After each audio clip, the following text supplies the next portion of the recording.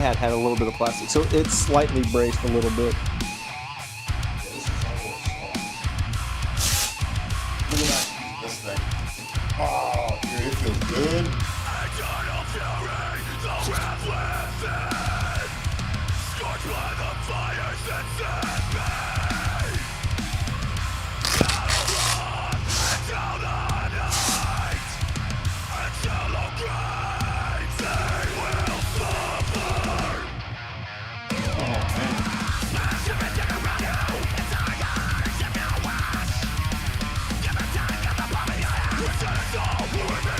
We'll hang out for a minute, let the stream warm up, see if anybody shows up in a little while, and save content just in case.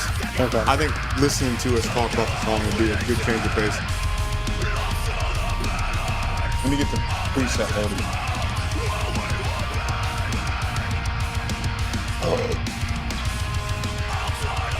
Yeah, man, I kind of feel out of sorts a little bit. Just haven't been myself. Not in a bad way. The boy's humming, man.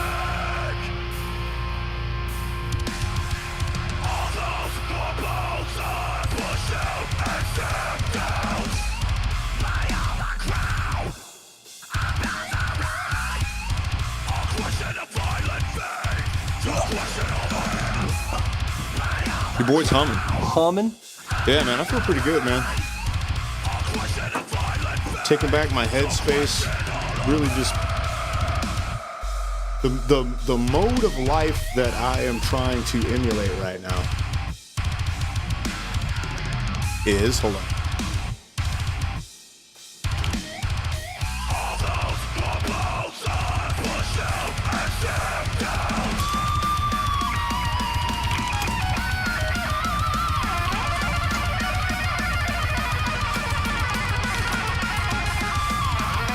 Are you looking up something or are you talking to somebody? No, I'm working in the DAW. I'm setting up a template. Okay. So I've got a song going and we don't have to mess with it.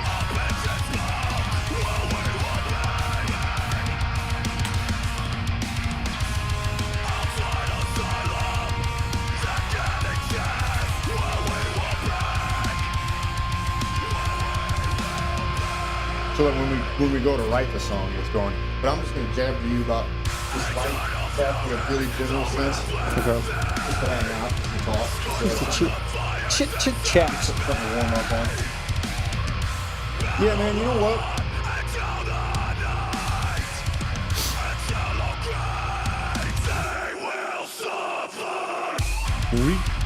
The best way to say what I've been practicing the last couple of weeks is just refocusing my energy to where I'm just done. Like I have to, I think, in order to survive, operate in a mode where I allow myself to feel. Yeah. I think constantly denying yourself that sensation, even if you think it's irrational, might come to a detriment. Yeah. Even if nothing happens, okay?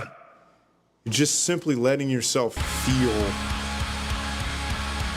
Don't try to let it rattle around in your head and play all the whataboutisms and what ifs and, you know, don't play the red flag game in certain situations. I want to make a meme where I bring up and I said, you know, I don't think I have too many red flags, and then me, and it's a picture of Minesweeper. You know what I'm saying? Yeah. So I'm full of them. Okay, so, but getting in the mindset of just letting myself feel. So letting myself feel moments with the kids, and not playing that game where it's like, man, they're going to be grown up and gone one day. Or, man, I wonder what I have to do later, you know, this or that. Yeah. But don't let that stuff fill my mind. And just let myself love the tiny baby that is just... The thing we were doing recently, dude, I was throwing her into... Marie was just awe-stricken. Because I'm throwing her into the punching bag. The baby? Yes, and she loves it.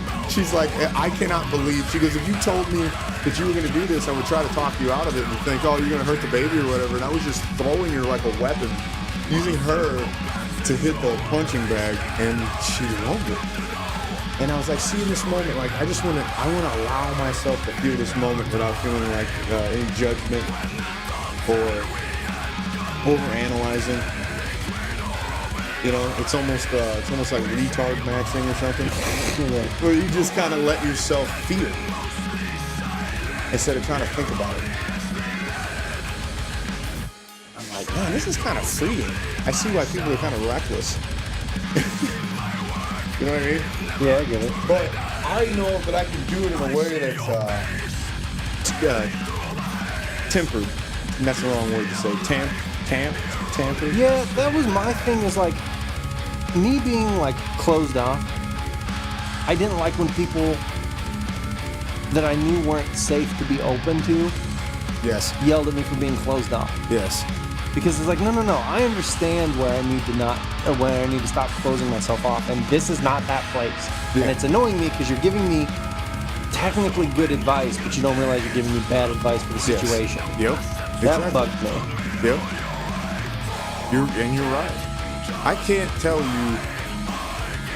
I understand something now that I knew on paper, but until you get it, until you feel it, man, like it didn't make sense to me, which is just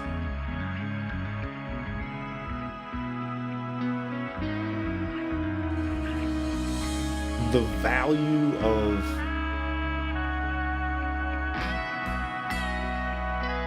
this is what my mom, I guess, gave me, if I'm gonna get super meta, that I'm excited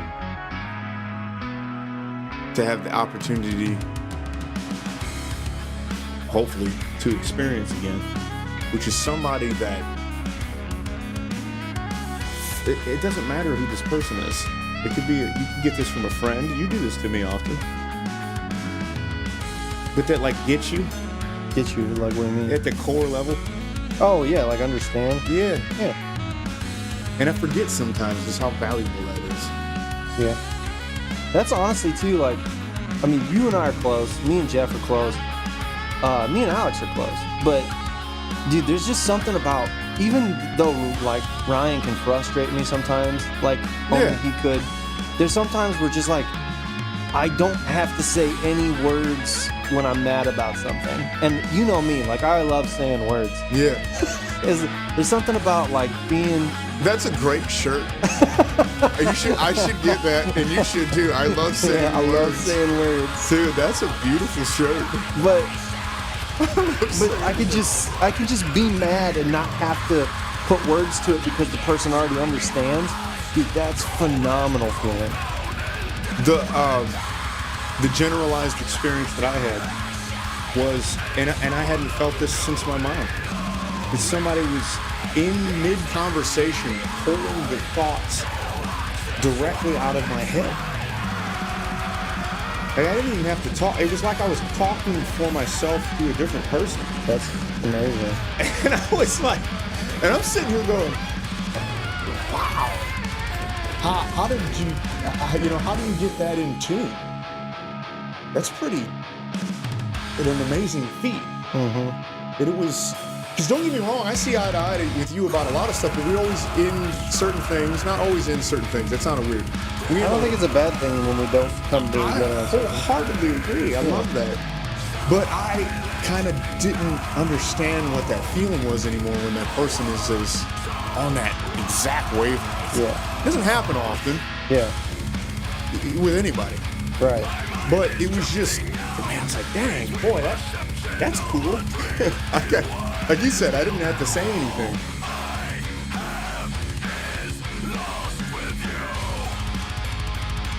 So some of the feedback that I've gotten about the lighting is this.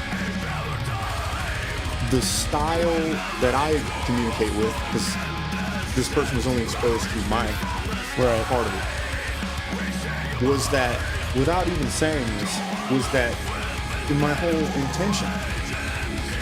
My writing style was purposefully crafted to make you completely understand what I'm telling you. To where there was no room for misinterpretation. but it was done in a way that was thoughtful. But because everything is kind of cloudy and messy, I knew that stylistically, if you want to put it like that, it's not really a style, it's more important to me than the style. But stylistically, though, that style of writing is so rare, that style of information communication is so rare, that I was like, man, I think people will like this. And so I chose to just stick to that. And getting the feedback that somebody picked that up without me having to explain it is like, that's sick. That's cool. It did its job. That was like a nice little, like, hey, man, your intuition was right. Mm-hmm. That clarity is needed and was welcomed. It's like, wow, it was so refreshing to read something that, yes, it was expressing bold opinions, but it did it in a way that didn't make me feel terrible, and it wasn't like I was being tricked. The whole time that I'm writing, my mom gave me that gift, and it was cool to hear that. She's like, when you speak to people, when you write stuff down, I want you to never cloud that stuff. Don't leave make a definitive statement and let them know where that lies. And so I was like, I want to carry that on in my writing. That's why I have a big passion for it. And so, yeah, to pick up on that without needing to explain it was cool. I was like, hell yes. Now I want to write more.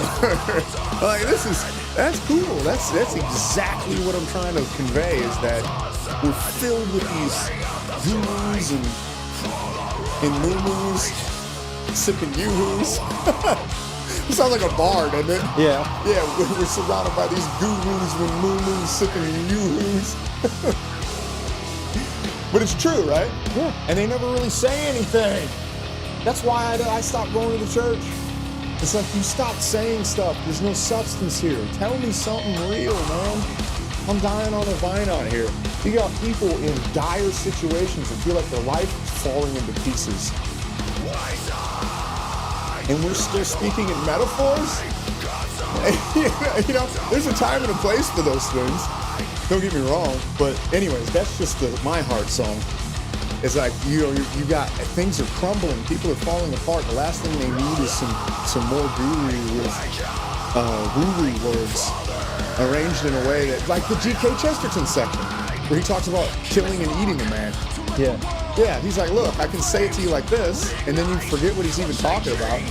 And he goes, or I could say it to you direct like this, and he lays it out in one grizzly sentence. And he goes, I've said the same thing twice. It's just one of these times I chose to mesmerize you with words.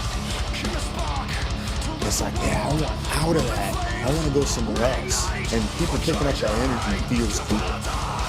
Yeah, that's what's up. That's what's up.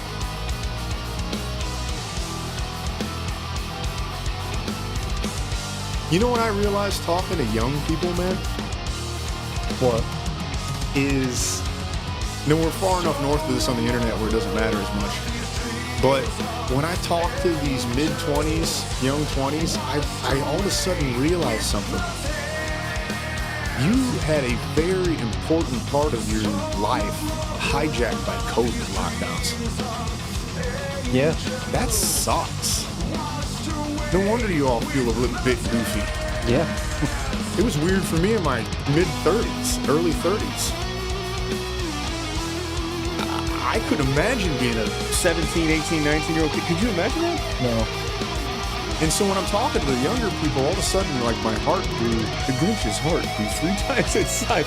I'm like, oh, man, I get it now, man. That sucks. I'm sorry the world did that to you. I hated the world did that to me. But to be that young and going through that moment where you're trying to find yourself and you get locked in your house and then the propaganda mill's the only thing that entertains you. Ugh. You know what I'm saying? Yeah.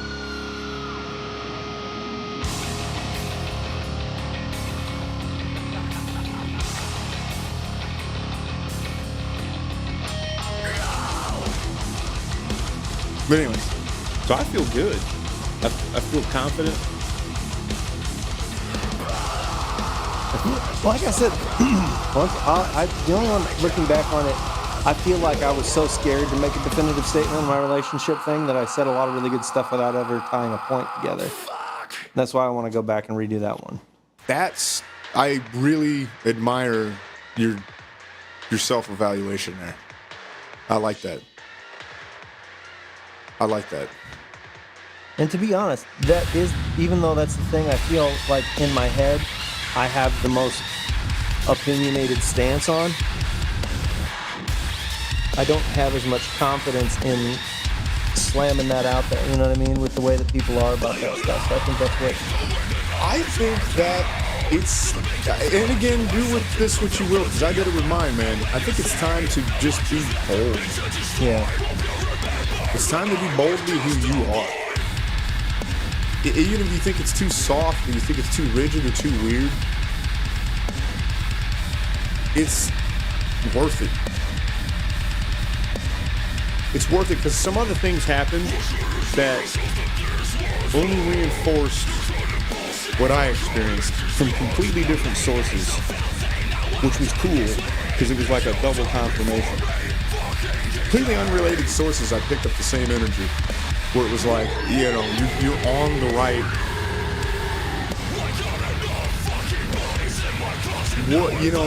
What you think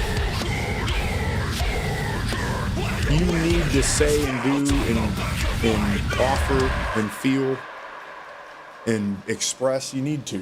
Yeah. It's one of the sources with some content that I saw saying that what's needed is that. And that is, it's like, yeah, that vibe is starting to be out there. It's just,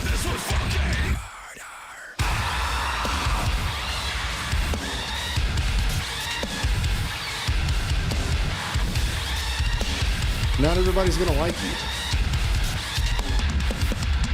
and they're not supposed to. Yeah.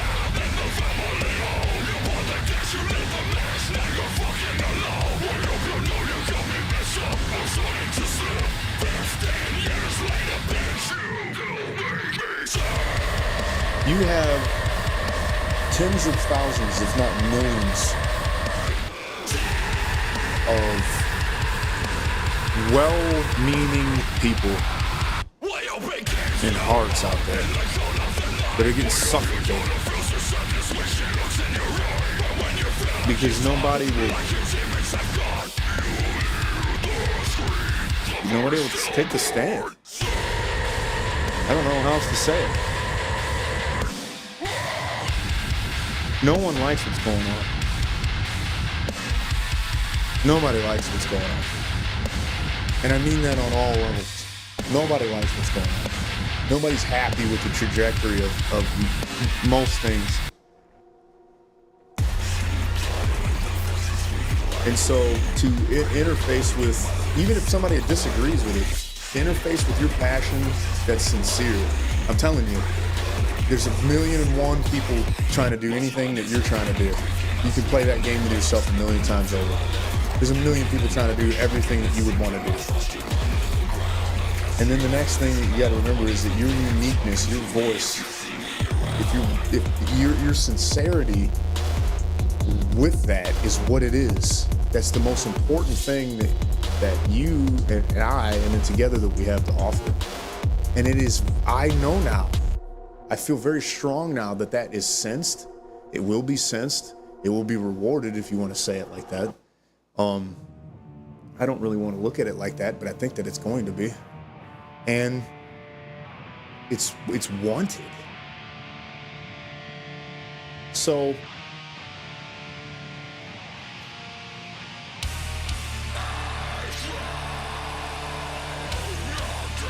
this is how I'll say it.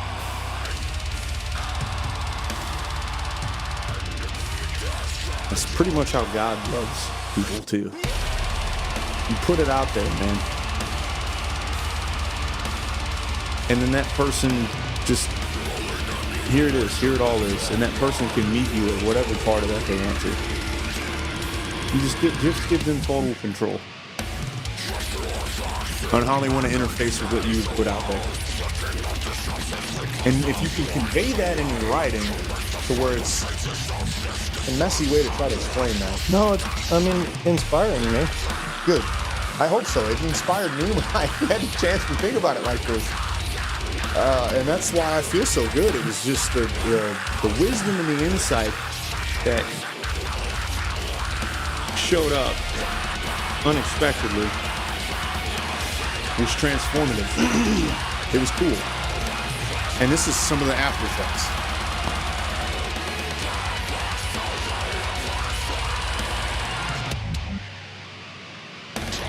Just put it out there and then let the person it's just the same thing God does with his word. It's not going to return void. The person that picks it up and say, okay, this is stuffy nonsense. This guy doesn't know what he's talking about. There's going to be plenty of those people. And then I think there's going to be more people that are like, this is it. This is it. This is the thing I wanted to see. This is the thing I wanted to feel and hear and learn. I feel hilarious that you've been talking about all this inspiring stuff, and I've become very self-aware of me right now that I'm drawing the most unhinged thing in the world. I love it. This is on brand. We're having such a serious conversation, and I'm sitting here trying to figure out how to make the most grump-looking snail playing poker.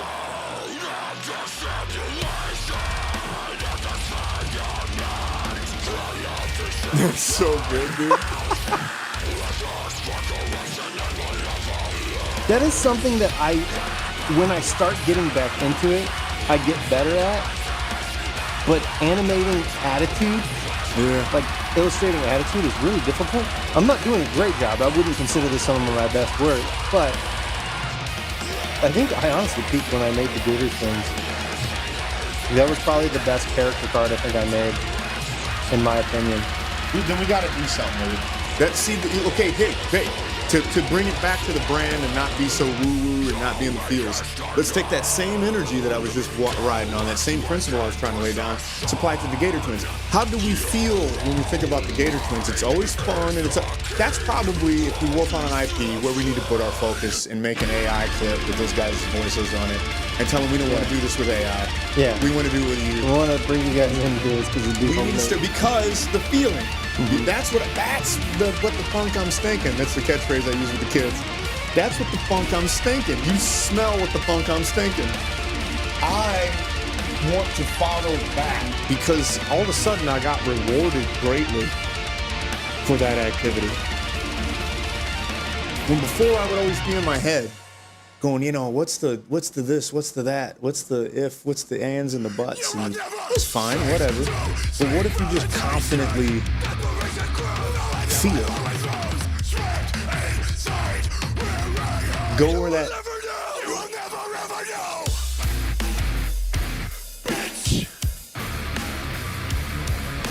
You know what happened? What? He got a girlfriend. Band's done. Really? Yeah. Amazing. No, I'm not saying for real, but I'm saying that's why, like, everybody was like, what's up with the new song? I'm like, he got a girlfriend. He does. Yeah. Yeah. To soften him up. Yeah, that's it. Hilarious. I can relate. Those women have a way of softening you. That's why I'm kind of on Berto's side on this one. I like, don't get me wrong, I love working with you. But I like having a female workout companion, actually. I think that's the sweet spot. Berto thinks this too. Because she has the tendency to want to quit, and you have the tendency to want to be like, hey, you got 3 more. And then you have the tendency to want to be like, put some more pounds on that. And she has the tendency to be like, well, remember last time you did that, you were hurt for 3 weeks. And he's like, you balance each other out. And he goes, the longest stints of training that I had were the most successful with his now wife. But it was when they were dating and they were training together. And he was like, that was my most successful stints, because she would be like, you're going to hurt yourself, or push yourself but wisely. And then he would be like, yeah, but you need to assert yourself a little bit more here. Yeah. And then they fed off of that. And I was like, that's a pretty good point. I didn't ever like. I'm about to immediately dump on what you're saying, but I'm not disagreeing with you. I did not like working out with my ex because she was always, so-and-so said to do this like this. So-and-so said to do this like this. I'm like, okay, you can do it like that. That's fine. I am telling you that the stuff that I'm reading is like, this is what I want to do. So if that's what you want to do, go ahead. But you were the one that wanted to come do my workout. Yeah. So what are you doing? And so I would get frustrated with her, and then she would end up doing her own thing. And it's like, okay. Exactly. It'd be nice if you could commit to the same thing, because that's what Berto's got going on for sure. It is funny though, like even with just the girl that I'm friends with, that her and I worked out like 2 or 3 times together, and me being like, what did you use on this? And she's like, oh, 30 pounds. And I was like, oh, okay. And then I put it on like 35. And then she would do it and be fine. And I'd be like, how'd that feel? Fine. Okay, cool. Because it was 35 pounds, not 30 that I put on there. Yeah. See? Yeah. So I did that to her a ton. It was funny.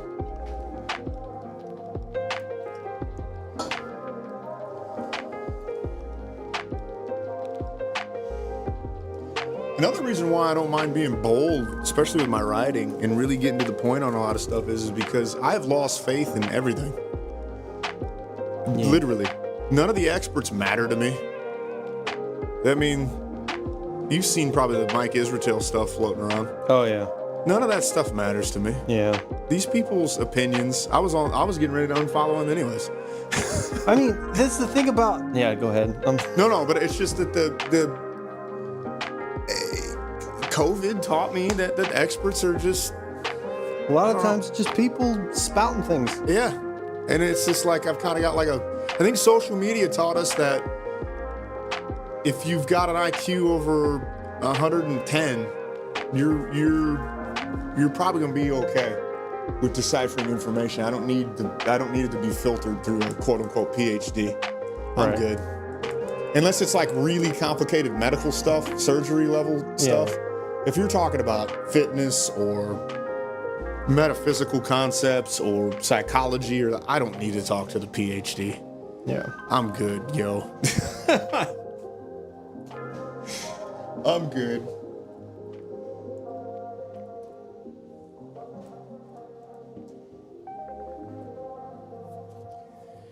So this is an interesting thing, and this bugs me, and I'm glad that, wait a minute, do we not? Okay, there's no viewer yet.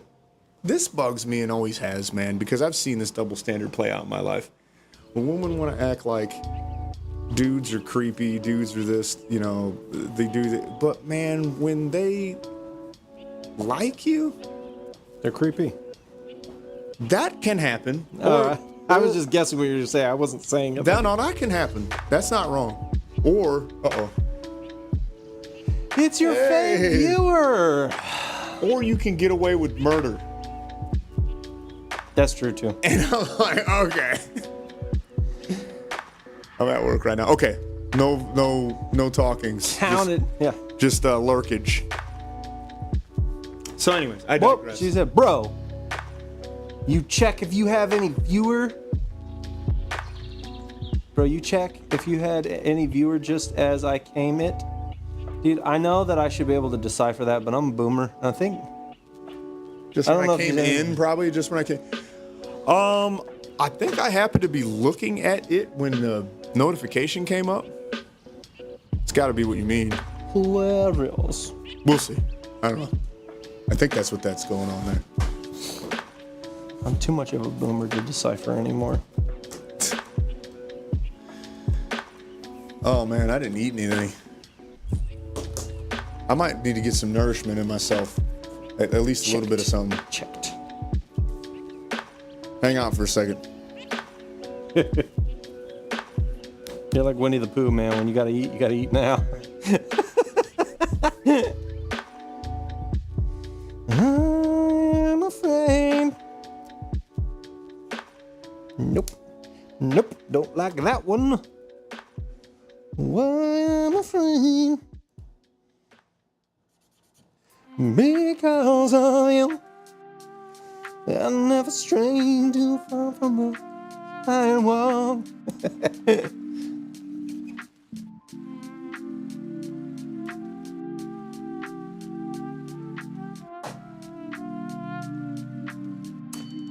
Due to the delay, my message hadn't gone through. It's fine. I don't know how to fix that delay. I'm not gonna lie to you, I haven't even tried. I don't mess with that. That's a John thing.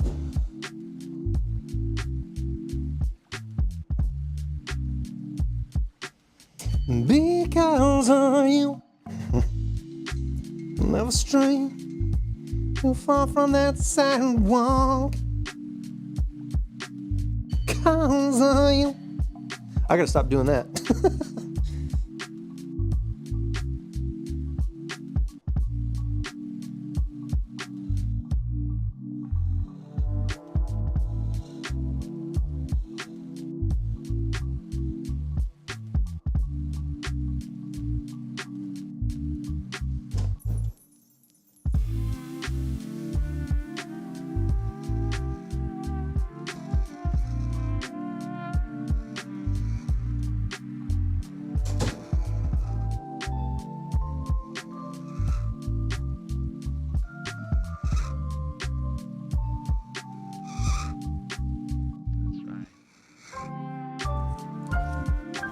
Yeah.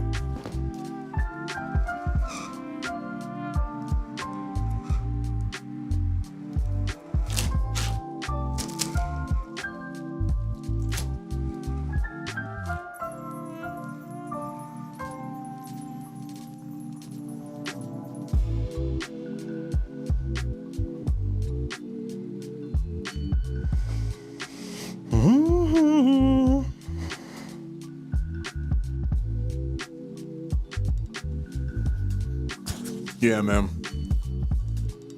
Whoever's got a hold of me, I've had a sore throat for like a week.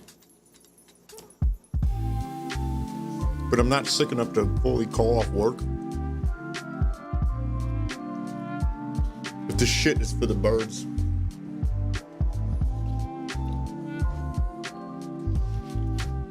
I can't help but notice the lack of birds since the government shut down.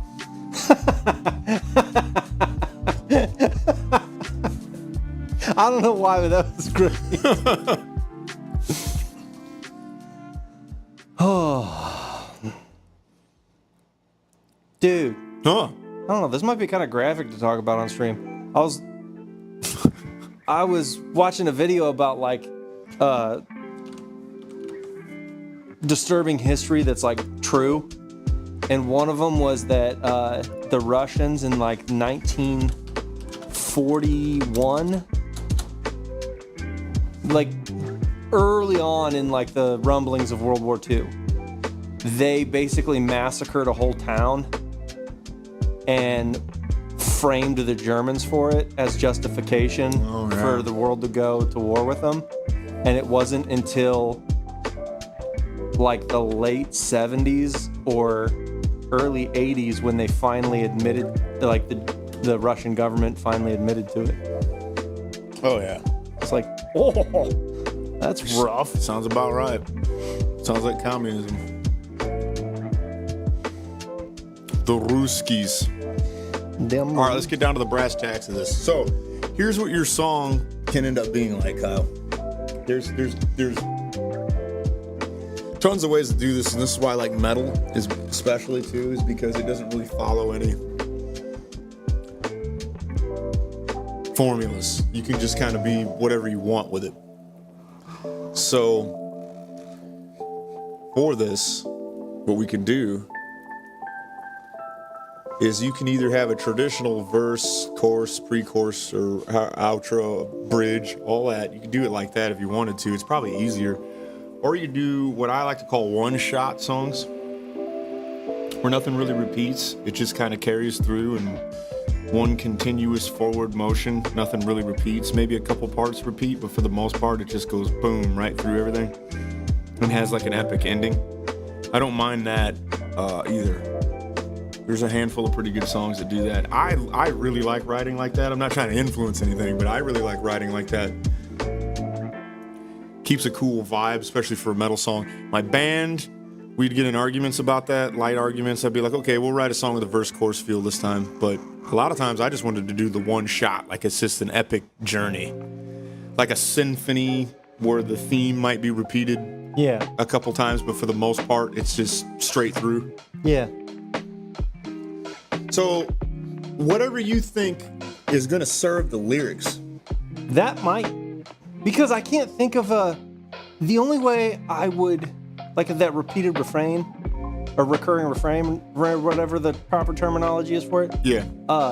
I think that'd be a cool way to structure the chorus, but I almost feel like a chorus would break up the cool, like, flow of the verses. That's why I mentioned it, because I felt the same way too when I was writing a lot of songs in the past.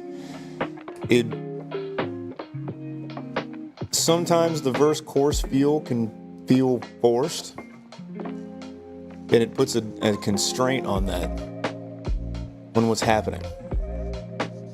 Sometimes structure's cool and you need structure. Sometimes the structure can get in the way, Yeah. and you don't necessarily want that. So it's kind of whatever you think. If the lyrics are still in too early of a phase, are you at a phase where you think you want to start getting an idea, at least of a structure? Yeah. Okay. So with the lyrics that you have, does it, in your mind, you press play. This is the very first thing you hear. Is it got the swelling? Think of it, when you're building your song in your head, think of it as a movie plays out. Yeah. You know, like you could imagine your scenes in a movie. Imagine, okay, I press play on this Kyle Metal song. Yeah. What's the first thing I want you to hear? A guitar riff by itself in one channel chugging that goes right into a breakdown? Do I want it to start with war drums? Does it start with a searing lead? Does it go just right into the verse without warning? Does it do a little drum thing? Does it just kick right in? Does it have a what's the best way to launch you into what you're doing? Does it play a couple of riffs? Does it do a whole thing like in a Swallow the Sun song where for a minute and a half it plays the whole bridge of the song with no vocals and just guitar solos, and then it brings it down into the rest of the song? I'm not saying you want that, but No, I got you. there's so many possibilities On what happens when you press play. So at like the scene of a movie, boom, you press play, what do you hear? A song, the style of guitar. reference heavy. Get reference heavy. All right. I'm drawing a picture of, because here's the thing, I know how I want the song to end, if that makes sense. I don't necessarily know how it should start.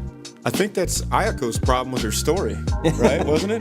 Might be. She's got the ending and doesn't know how to connect it all, which I think is great. Yeah. It means you know where you end. Yeah. This is where, like, I'm definitely going to have to pick your brain a lot on, because I think it's got to start, it's got to swell into it. You can't just jump in with your socks on, you know what I mean? That's Okay. probably a little much, but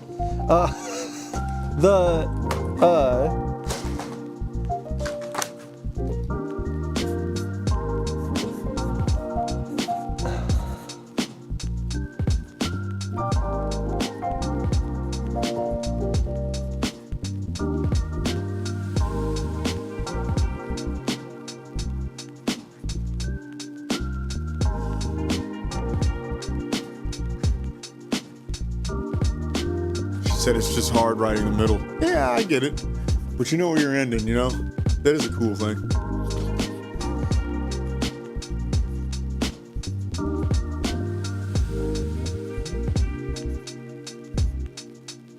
this is the only way that I can think of how to describe this to you, is in my head, this is how I see it, is I have the 3 verses. I don't know what to do with this first part vibe-wise. But vibe-wise, you know, in that sometimes you're the hammer, sometimes you're the nail song, after it goes through all that heaviness, how it sounds like everything just kind of explodes into like broken glass. She said something else. Speaking of writing, I got sidetracked and I think I'm gonna make a one-shot manga. I already have a rough idea of the story. It's going to be fire. Got a mop now. Is that what it's called? Got a mop now? Check this out. That would be actually funny. Like, it's almost like that. So like, hear how this song sounds. Yeah. I think Go Get Carried Away is right where it...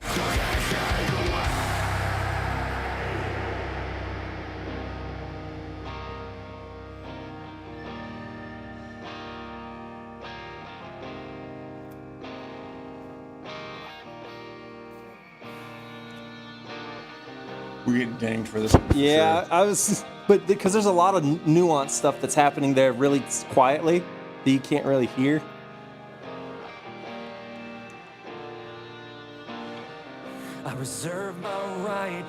You want this whole thing in here, you're saying? No. So see how they like the musical transition from what they were doing to what they're doing now? Yeah. Like how it like all breaks off, but it doesn't feel like two separate things. It bleeds into it.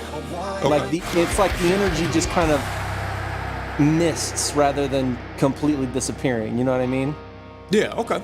That, but to end that, to start whatever is happening in the first two verses, to transition like that, and then go into like that Glenwood style lead sort of thing, like that vibe where it's like real, I don't know. You know how Glenwood sounds. Like that almost inspiring lead. Yes, we're gonna do harmonies for sure. Oh yeah, that's real easy to. Okay, speaking of writing, I guess I'm gonna... Definitely not the name of the story. Definitely not the... Are you sure? Got a mop now. Got him up now. Rat guy. This summer. Got a mop now. Rat queens got a mop.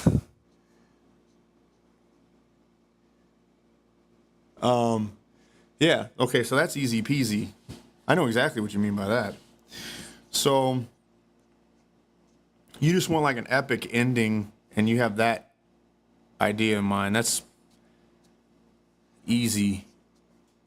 That's all I got though, as far as like what the, because I don't So- really know how the beginning should sound. Well, let's figure that out. So, the overall theme of your song is kind of just that meta conversation we were just having. You just got to be bold and kind of go for it. And it doesn't matter who's watching. It doesn't matter who celebrates it. It's you doing you and being you is the vibe I'm picking up. Is that not right, or is it close enough? That song's about doing things for the sake of doing them. Yeah, it's Exactly, yeah. it's doing really hard things, not for your name or not to be remembered, but to do them because they need to be done. There you go. See, that fits that meta conversation we led in with. Yeah. Which is be bold in that action. How does that song start? Does it start with war drums? Okay, I'll start pulling up some examples. Does it start like this? Hold on, bear with me. There's a bear with me.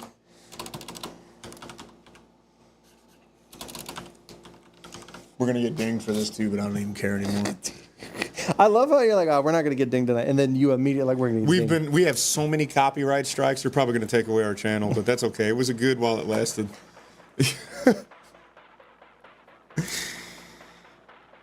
This. Does the vibe to your song, like you said, this would be the intro music to my life, and it was a meme and it was pretty funny. Does the vibe of the song start with war drums? Is that the thing that makes you feel like that's me? Or does it start with like a slow grind? Does it start just like, here's a Lamb of God song that just goes? This is what I mean by having no intro. It's awesome. And they're just right into it.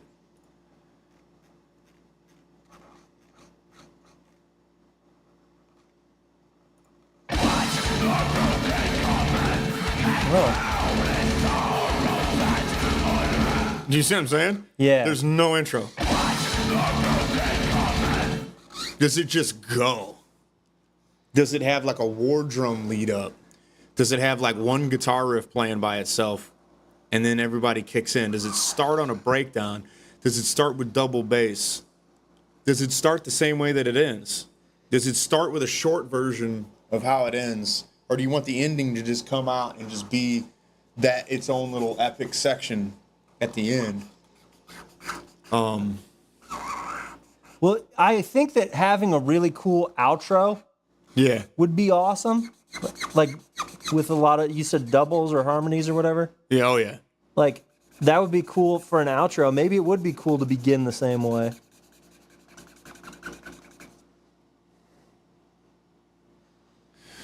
So here's an know. idea. This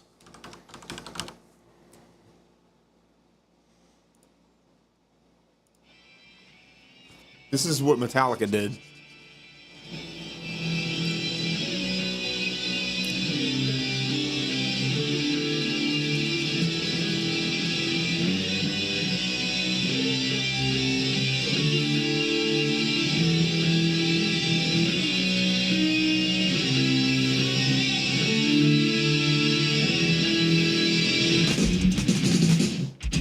So we can start with a guitar only That's cool. of the final melody. Yeah.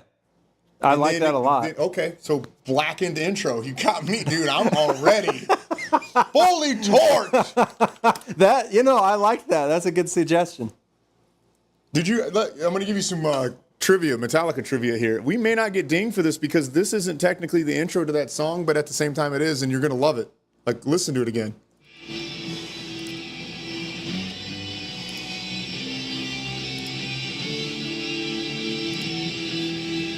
God damn! Oh, sorry.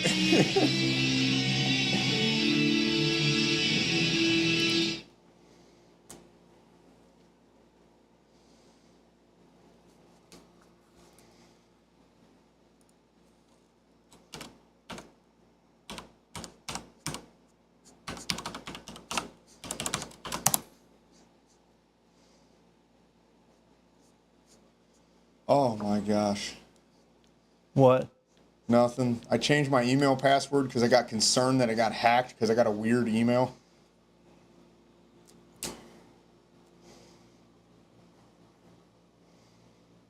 And now I got to re-verify the stuff real quick. Okay, there we go.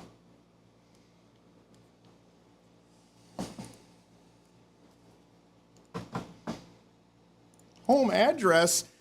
Kiss every square inch of my rear end. I am not putting my home address in this. Every square inch of my rear end. Oh, dude, my legs are so sore. This is embarrassing, but I have been squatting as much as I bench. Dude, some guy tweeted, quote, bro, I bench your squat. And it said, me too, dude. Why do you think I'm wearing pants all the time? This is the real intro.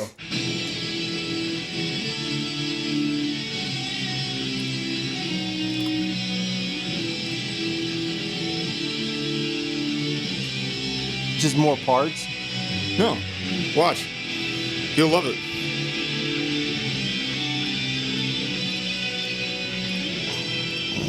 Oops. Look, the visualization should help you understand. Oh, that's dope. So the mixing engineer reversed it and then made this the intro. So the band played this, Uh-huh. but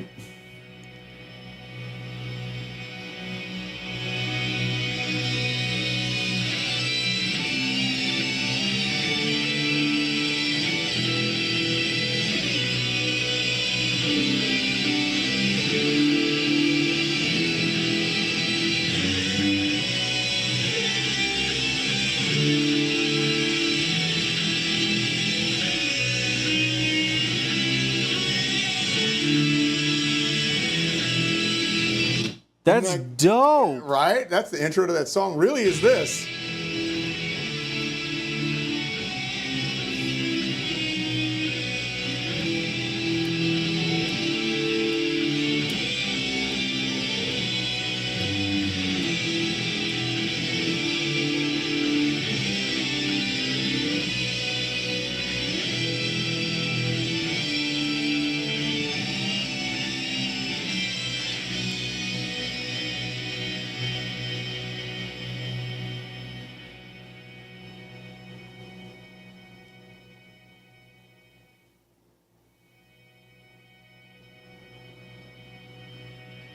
Album intro.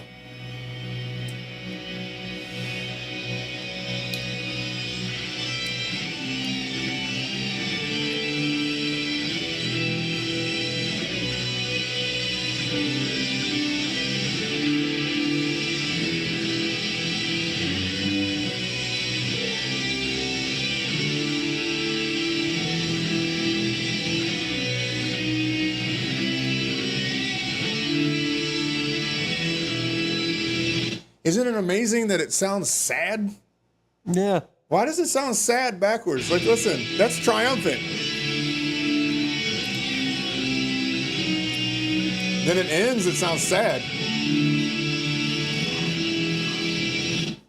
Anyways, classical music does that a bunch, and it's freaky when you learn how they interspliced and intertwined melodies.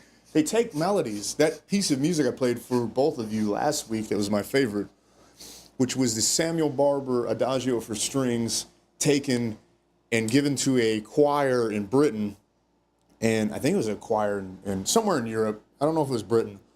And then they sung it instead of played it on the strings. So now it's not an Adagio for strings, technically.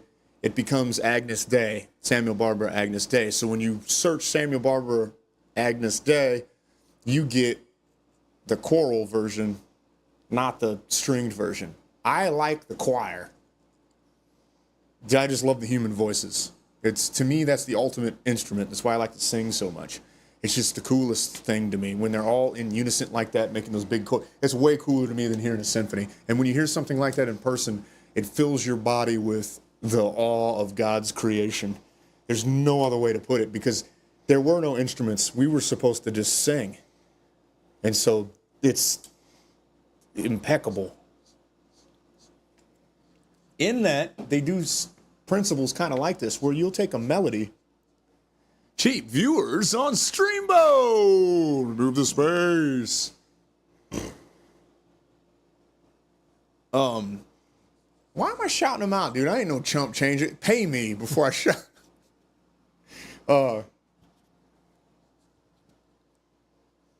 You have your melody, if you can imagine in your mind. I wish that I was good enough to give you an example right now on the guitar. I can't do this I'm not this good. I can't do this right now. I have to write it.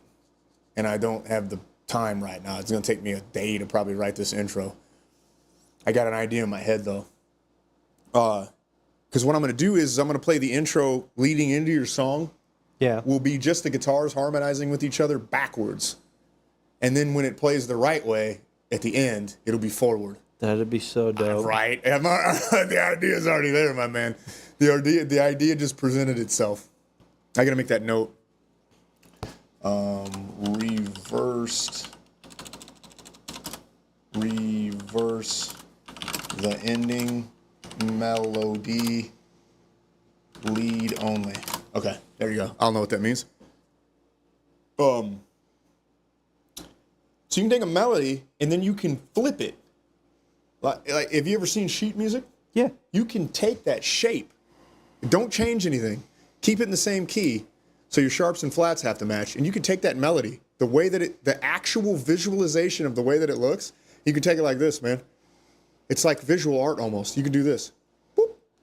And now it makes a melody that runs in parallel to the other melody, which is your main melody that's flipped over on top of itself. Then you can take that main melody, and instead of inverting it like that, you can flip it backwards so that it plays itself at the same time, front and back, and then it meets in the middle, and then they branch off from each other again. This odd counter melody. Well, some classical music, they do all of the possible variations nearly at the same time. That's why those dudes were geniuses. They saw the actual pattern of the music, it's math. And then they just started playing with these math equations. And you have all of these odd, inverted... Let me see if I can find the video that gives you a really cool visual representation of this concept.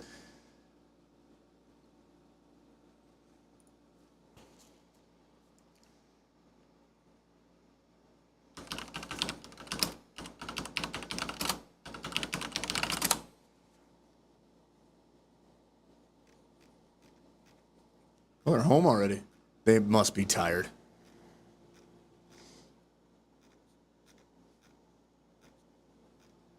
Man, I will find that video for you, Kyle. I'm not going to waste too much time on stream trying to find this. But a guy takes the sheet music and actually just visualizes it for you. That's cool. And he twists it on top of it. He makes a graphic out of it, and he twists it on top of itself like a ribbon.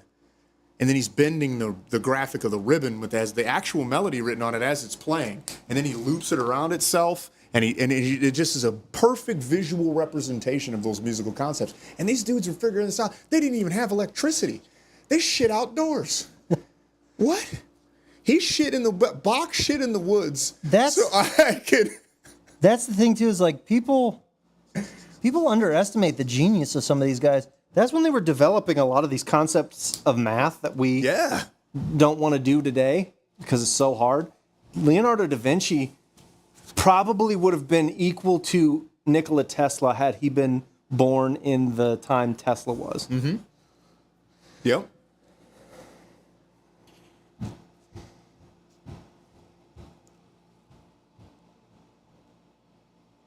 I got to learn this stuff.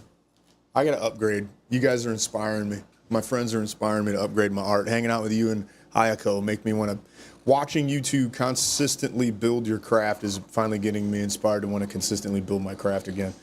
I used to write some darn good music, dude, and it's sitting on a hard drive somewhere, probably dead now. It might be on this other side of this wall from me in my old computer. There's some tunes on there that I really wish would have seen the light of day. They rip hammer. Ripping hammer.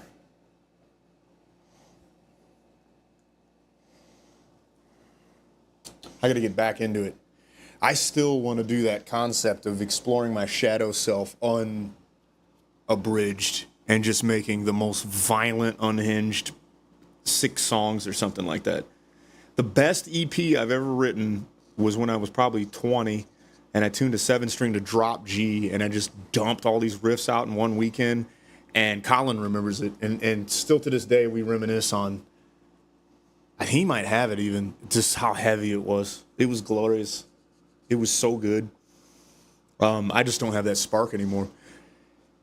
What I learned just through life is as a creative, you have to have the right environment. You can't bring in the wrong energy around you. If you live in a consistent state of chaos, just like emotional instability, a lot of judgment, a lot of like your creativity just suffers and it just chokes the life out of it. And I don't know how many artists notice it. And some of them, they just let them eat them alive. I just kind of succumb to it.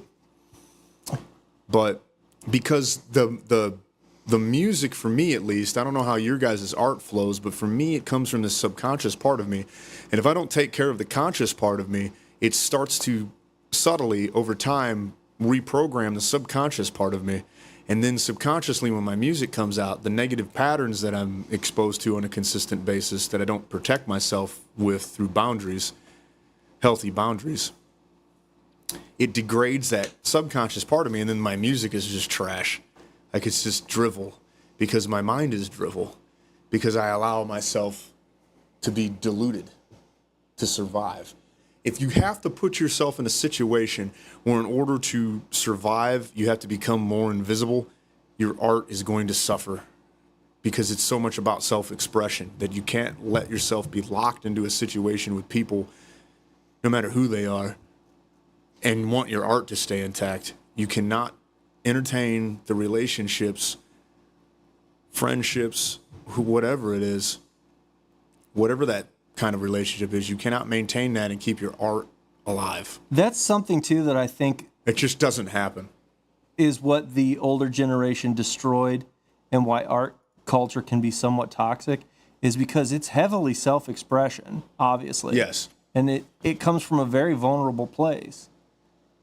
But it also needs to mature. And if you don't have the proper guidance and wisdom as you're learning how to share that, a lot of the times you can start just sharing and giving life to certain things that don't need life. Yes. Does that make sense? 1,000% does. Yeah. Absolutely. And then you make unauthentic art, and then you go, my art sucks. Well, and then some people make it, and they're like, no, it's good because it's from my heart. And it's like, well, that wasn't the only criteria here. Right? But see, I know there was a point in time when I had this different art, and it was better. It was way better. And it brought a lot of joy. And it's not just from doing it all the time and getting old. I refuse to believe that's what it is. It's because I didn't protect that part. It was cultivated. It had a source to draw from. And yeah, it's what happens when you leave yourself stuck in that mode and your outside life. This is just all coming from the point of wanting to keep your art healthy and intact. Is the context. This is not necessarily me trying to advocate doing something or not doing something that involve the people or person around you. Like, I'm not trying to advocate for being toxic with the way you treat people and then using, I'm protecting my art as an accountability shield. Yeah, I want to be very careful with that. That's not what I'm trying to establish. What I attempt to establish is you need to know this, and so you have to be careful about who you let close to you and who you let have your energy, because as an artist, that's your stuff right there, man.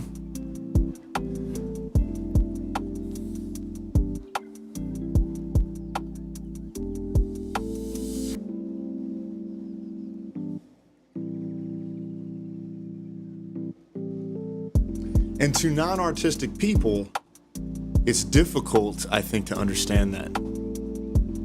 So that's why possibly now, getting specific, when you're dealing with actual partnerships, it's probably valuable to, if you're a creative, to be with a creative. Because the other person isn't going to understand what it means to have that creative thing and what it takes to be creative. And because creativity was treated as so nonchalant, or not even that, like it was just, oh, that's for the weirdos and with long hair that live stream in their basement.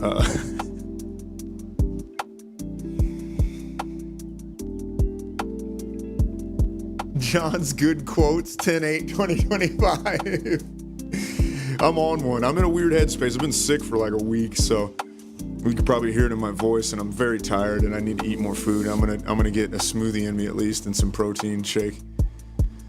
I gotta go make it in a second because I can feel myself needing nourishment. I only ate lunch. That was it. I had no breakfast. The lunch was wholesome as hell, though.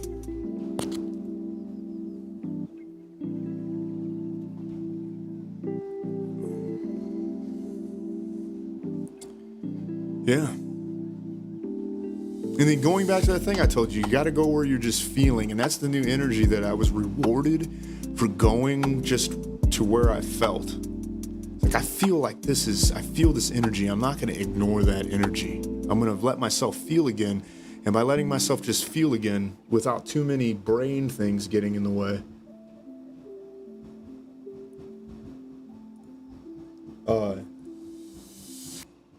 And then I think that's going to reward creativity also.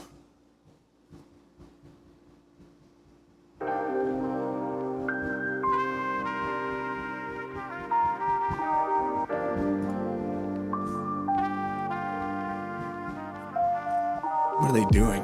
I gotta go make a smoothie. You're gonna have to entertain our viewer for a second. Uh-oh.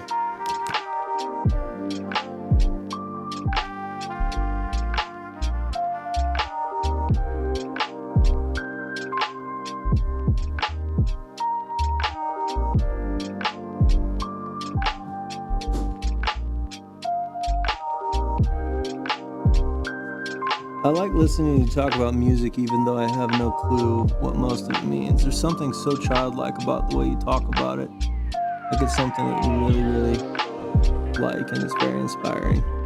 I agree. John does a really good job of when he talks. Well, that's probably because you're sensing like a genuine nature when he speaks about his passion for something. Because I even like when he'll tell me about movies and stuff like that. And I'm not gonna lie to you, he's told me about stories and video games, and I've gone and I've watched the movies, I've watched the TV shows, I've watched or played the video games, and I never liked them half as much. Broski left after I typed all that. I'll let him read it when he gets back. But I've never ended up liking the stuff half as much as I liked listening to John talk about it.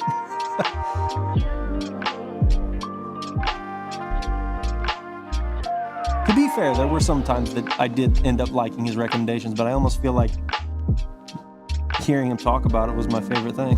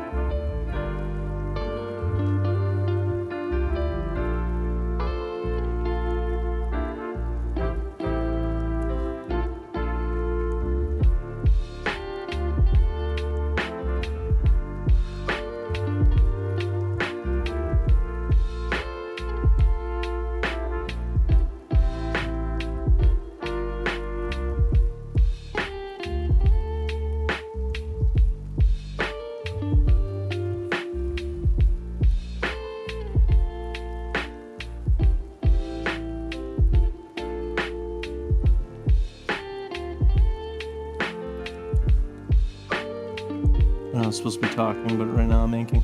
Have you kept up with Inktober, Ayaka?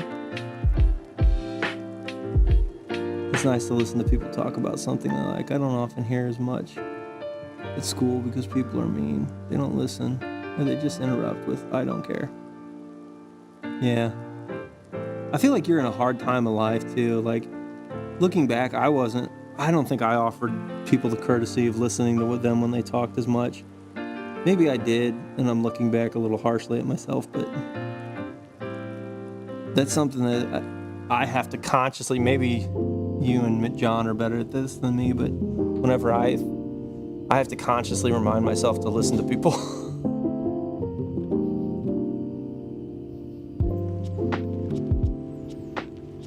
She started saying nice stuff about you and you left. She said she likes listening to you talk about music even though she doesn't understand what you're saying because she can hear the passion.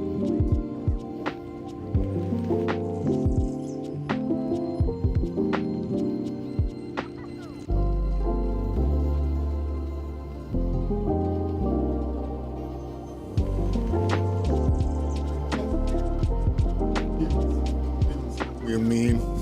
It's what I'm saying, man. Stamping out people's lights. It's said in that Frank Sinatra song. Some people get a kick stomping on your dreams. But I don't let it get me down. Okay. So after your blackened intro, your reverse melody intro, does it go straight into a breakdown? Do you want it to give it like a riff that's like bam, bam, bam, bam, bam, bam, bam, bam? Do you want to give it like a when you do a breakdown, do you want like if it goes straight into a breakdown, it goes straight into a breakdown like Varials? Just right into this? Does it go right for the juggler, or does it go into something more like this? Like faster, like abrasive, fast? Does it go into something groovy like this?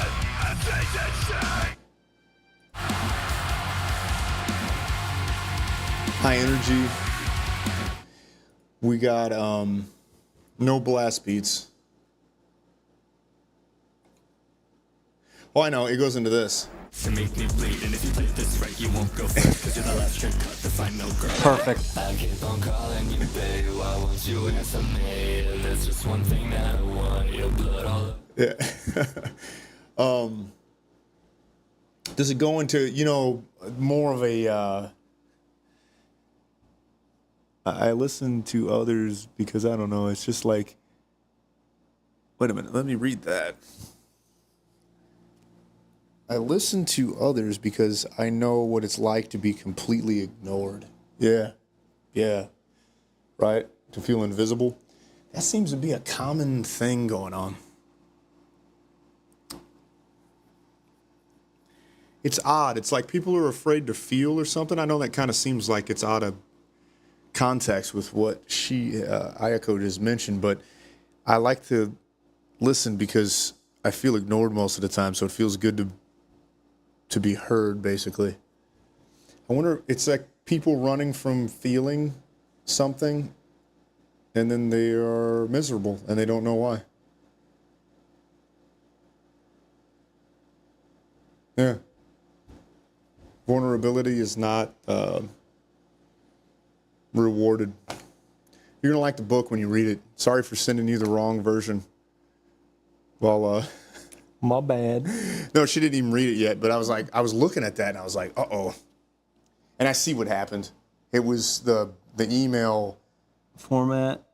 on mine. It's out of order, and you probably had the one email. You probably opened the one email on the one computer and the one email on the other computer. Probably. And it's an honest mistake. But I for real was reading it all of a sudden, and I'm like, am I retarded more than normal? Because I fixed this part. Like, this makes me sound dumb. Because the grammar was kind of weird in one part. And so Alex is reading a goof version. I told him, I was like, hey, don't read that. I was like, that's the wrong one. I still haven't emailed you. I'll do that right now while I got you. But then I went back and read. I was like, oh yeah, this is fixed. This is good. Anyways, art. People make fun of it, and then they want to know why everything sucks. You stop making pretty buildings. You stop making cool cars. All the movies are the same. It's just like we get to watch. Well, that's why people complain about how there's no original movies anymore. Well, there's no original movies because nobody knows how to write. They just know how to do the internet thing where they're like, wouldn't it be cool if like we deconstructed this and thought about it this way? Which, don't get me wrong, every now and then that's cool to do. But we need original ideas. It's weird because they say, oh, but your original idea is just a derivative of this thing that already existed. Okay, sure, we could go that route. We could say that. But then you're just left deconstructing or rehashing old ideas anyways? Yeah, exactly. So you know what I mean? So it's like, what are we doing here? A really good example of this, too, is I've been replaying through the Assassin's Creed games. God, dude, the first two have such a cool story. I've heard. And the third one is like the pinnacle gameplay. It sucked because the first one they did an entire character from like the Crusades.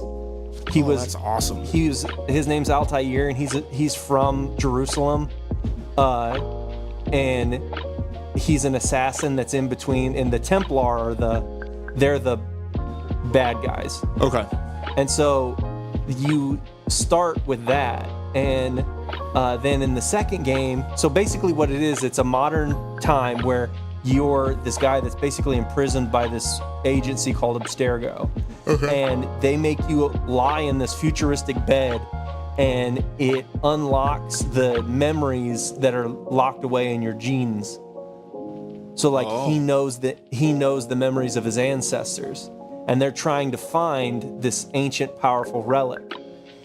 And so he has to lay in this machine, and it transports you into his ancestor Altair, and you do the whole first game as him.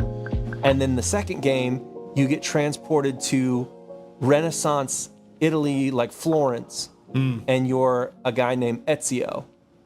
And the Templars are still the bad guy, but like the papacy is kind of also like the Catholic Church is corrupt, and so like they're part of the bad guys. I love it. Well, they ended up sticking with Ezio's storyline for like 3 games, which was kind of annoying because I was like, man, I want more, you know? Yeah. And then for Assassin's Creed 3, which kind of wrapped up the story, you were a Native American named Connor during Revolutionary War America. Whoa. And dude, it's just such a cool concept for like game series. But they ended up kind of like then they went to do all kinds of different variations of it, and I just feel like they bled it dry, you know, like they had a good idea, but I think sometimes things like that can suffer from trying to get overly complicated. Yeah. You know? Yeah. I did that. There was a phase in my music where I did that, where I just wouldn't let something be simple and breathe. I did it with drawing. So I think that's probably what it suffered from. I think maybe the whole culture kind of did. Yeah. You know, it kind of got complicated. Dude, have you seen some of the weird trends where people are nostalgic for basically the life that we grew up? Yeah. But that's us now, I guess. You know, they did that to the hippies in our generation. Yep. It's weird to see that happen, though. Yeah. What's she saying? By the way, are you all good at geometry? I'm failing the class and I need 100 on this missing assignment so that I can pass. My laziness has caught up to me. Oh, no. I'm not good at math, but I will not lie to you. I was okay at geometry. I wasn't that it's great. Been so long. Well, that's why I'm afraid to say that. So I wouldn't feel confident in telling you that I could even help you. Yeah. But I'd be willing to try. I mean, if you want to, I can tell you I don't know. I feel fine doing that, but... My laziness caught up to me. Story of my life. So you got no idea after your blackened lead? I'm sorry, I didn't even think about it. Does it go right into a driving sound like it's swelling? You got this guitar melody playing backwards.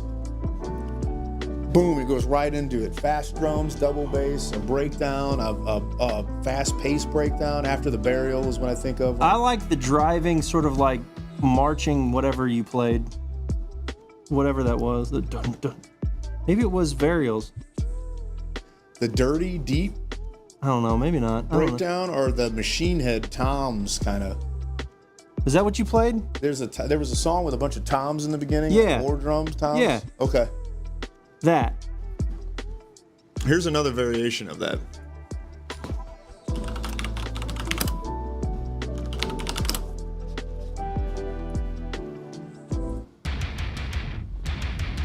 This is Meshuggah. Oh yeah. Okay. I'm gonna put Broken Cog here. I like that a lot.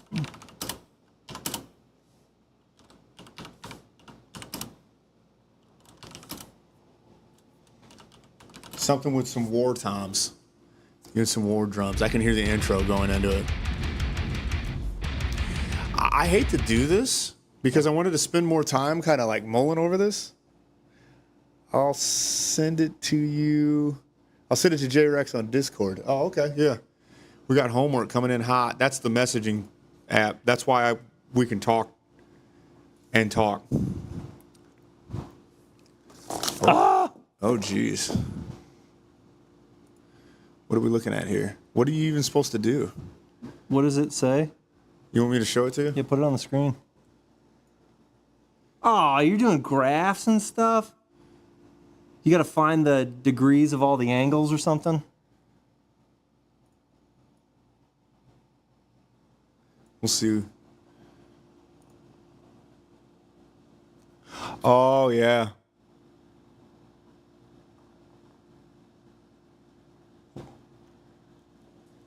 What, are you going to match these?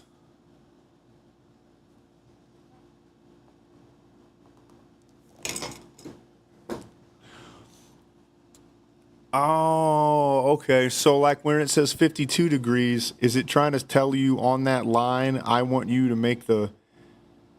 find the 52, where the 52 degrees belongs, and then make that right symbol. I don't even remember what to call that thing.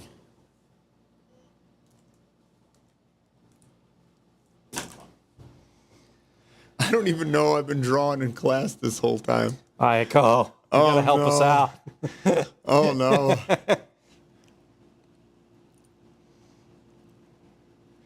Determine which of the following below prove the following lines are parallel. Put your final answer in order from least to greatest. Are these proofs? Is that what those are called?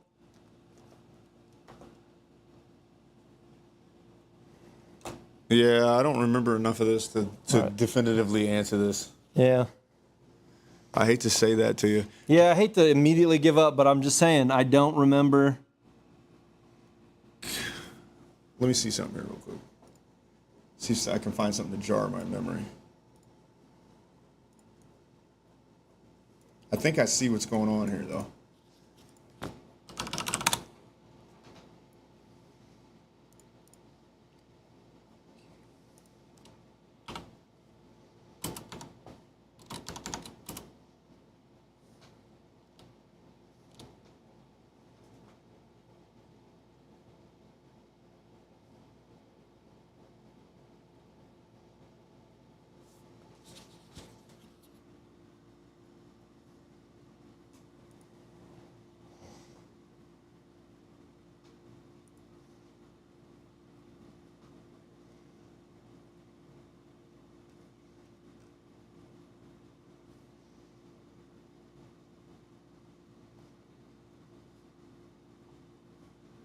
Oh, yeah.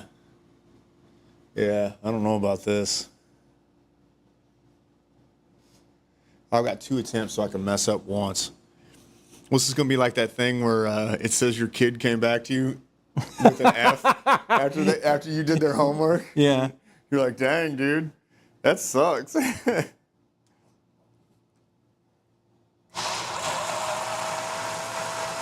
That's the sound of the smoothie. Ayako knows that sound, I bet. Making smoothies. She works at a Smoothie King or something, I bet. For sure. What a degrading existence, you pleb. No, I'm just kidding. I was a nuisance at a fast food job. You could only I was imagine. say, didn't you work at like a root beer bottling facility or something? Dude, I've worked all sorts of jobs. You want to go through them? I'm cooked for real. Yeah, I don't know. I don't remember enough to really truly help you on that, and I'd feel terrible. It's been nice knowing you.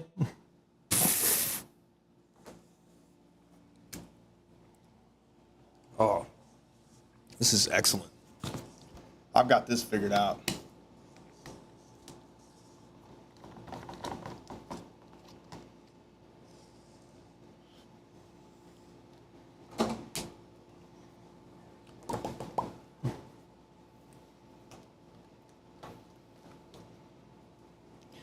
I vaguely remember this stuff. I need to probably brush up on this, to be honest with you. I had a kid strolling into this pretty soon.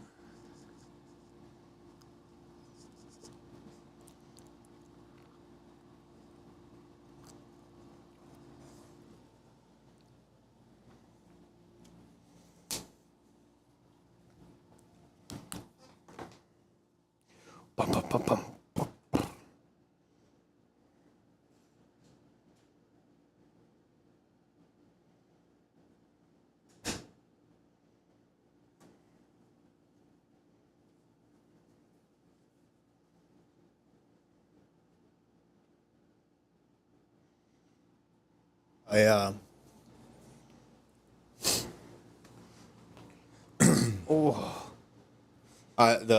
Kara had to do a project the other day where she needed to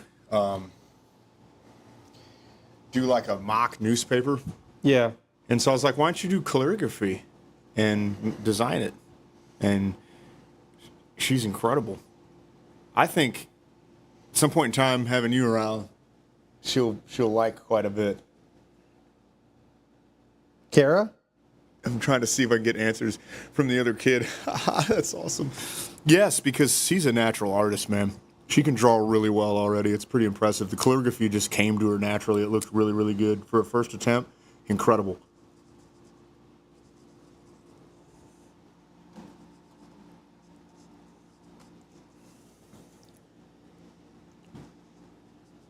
Really good. I was impressed.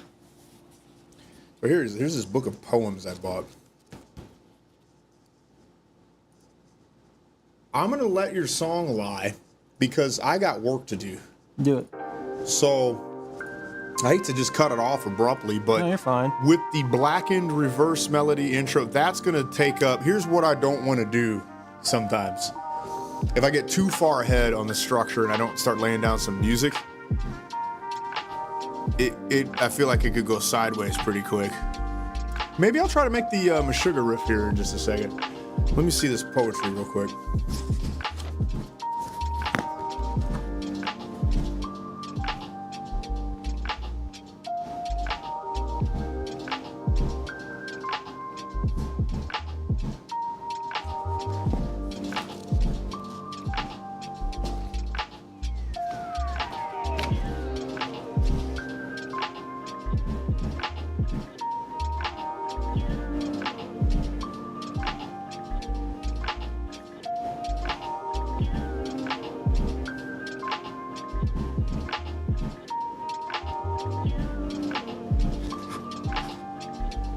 Ooh, this one's a little too in the feels, man. What do you mean? I don't know. Some of these are very romantic. What poems are you looking at? The book I bought.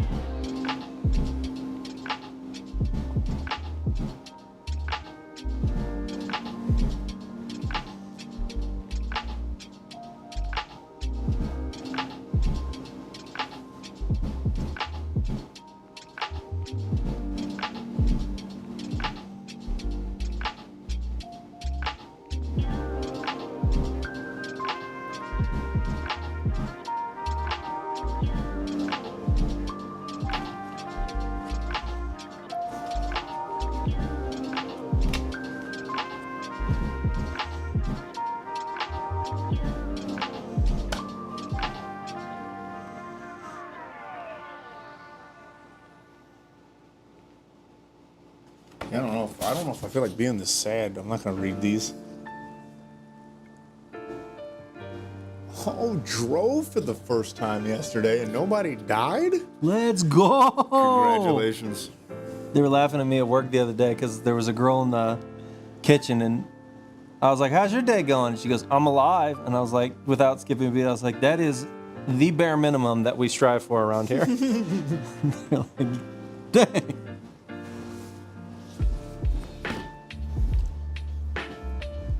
Drove for the first time, dude. I was 9. I think I was 9 the first time I drove a car.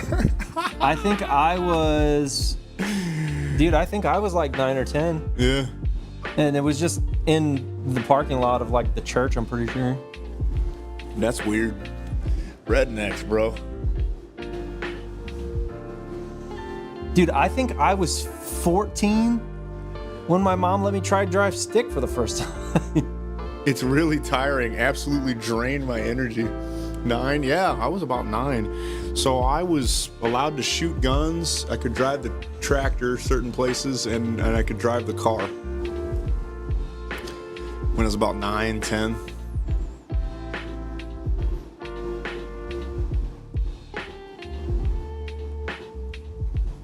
By the time I was 11, I was self-sufficient. I would do my own laundry. I'd cook most of my own food. I knew how to use the gun. I could drive the car. I mean, those things weren't regular occurrences. But that's just what my parents wanted. Both y'all, she said she's dead. I'm telling you, we're from a different world, you know? Kids nowadays, there's enough of an age gap.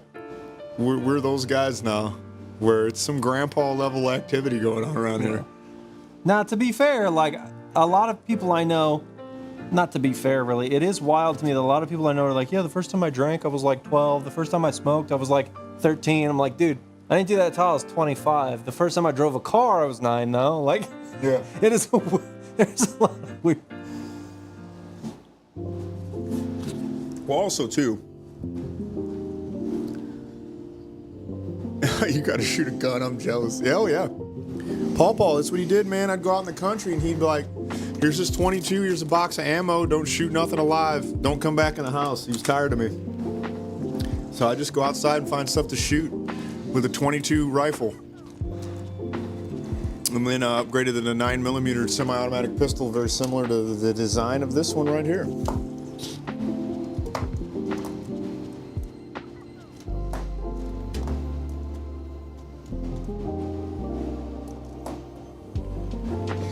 She said our air sounded so much cooler and dangerous. It was, man. I think, I hate to be this guy, but I feel like I really got to experience like the last little piece of that world, man. We're also rednecks. Yeah. I don't know if you're a city person. I'm not trying to get that information from you, but we're rednecks. And so we're out here in the sticks almost. Yeah. Redneck activity. You can do a lot without anybody bugging you. A lot goes on out here. Yeah. And a lot is expected out of a kid, and you worked, and, you know. You'll like this. The other day, we were talking at the lunch table, and they were like, they go, yeah, I'm pretty sure somebody mentioned lawn darts, and the guy's like, pretty sure lawn darts are illegal now. And I was like, I lost my lawn darts in a boating accident. And one of the older guys was like, that is super funny. I was like, I honestly think that's t-shirt worthy. I lost my lawn darts in a boating accident. .com. Yeah, I shot a pistol very similar to that. This Taurus 9mm right here. It's empty.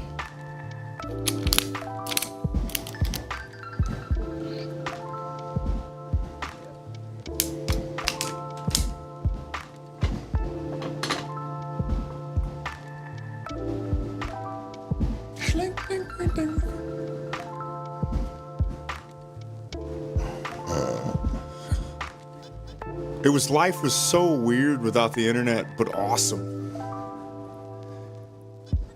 My dad talks about it a lot about it too. He was over there walking in the woods barefoot with snakes.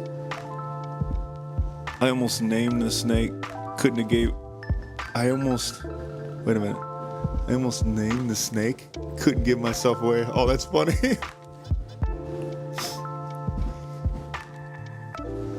Yeah, man. Catching snakes, catching critters. Had jobs to do. Would go out fishing. Being a kid, go out fishing and catch lunch. Come back in the house, and after the fish finally died, and take them back in the house and clean them up right there. Just caught those fish. Just caught those bass. Just caught those carp. Just caught that bluegill. Skin it up, just flay it up, eat it, fry it, eat it. So good.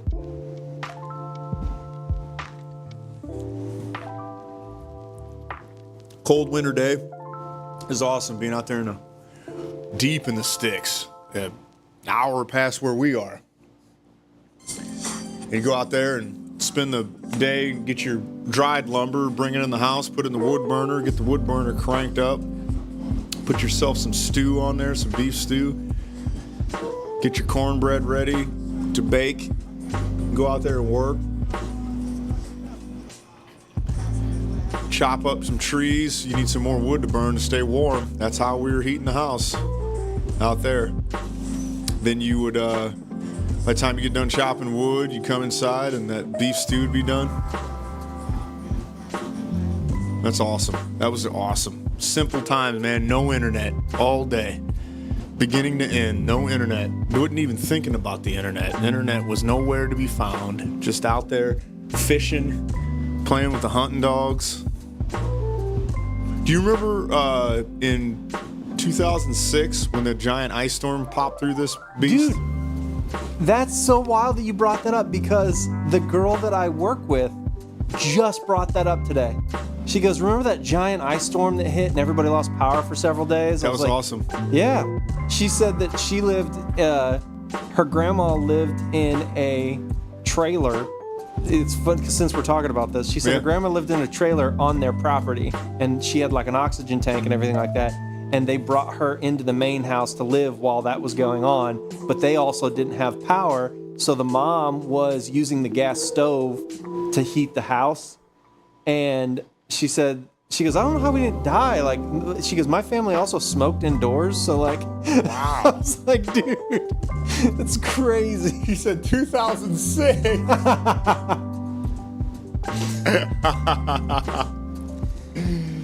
Yeah. Yep. 2006. There was an ice storm that honestly, it looked so pretty outside. Yeah. Because like the trees were all covered completely in a layer of ice. The ones that did stay up. That's what I was getting ready to tell you. Yeah. So I was out there, my mom, somehow my grandma way out there in the country still had power, and my mom got tired of being frigid cold. So we left my dad here, and she wanted me to take her out there. And I did, and I walked around in those woods. I'll never forget it my entire life. With everything covered in ice like that, it looked like the movie Frozen or something. Yeah. And then all of a sudden when I was out there, you could hear the branches breaking and falling.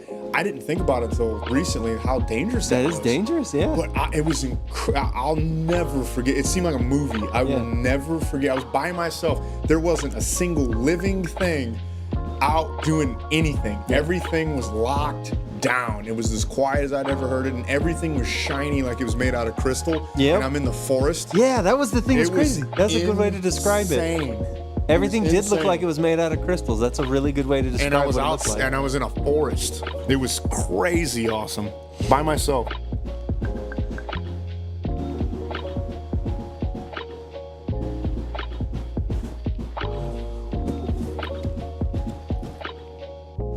$2,006. Oh yeah. And I was middle-aged in 2006. I was 37 years old.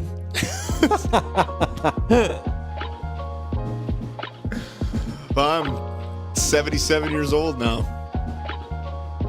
You look good. It's crazy. I know I look great for an 87-year-old guy. Yeah.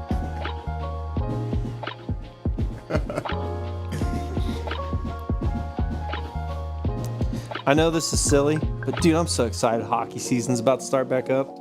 Yeah. I think, believe it. well, technically it is already started, but my team hasn't started yet.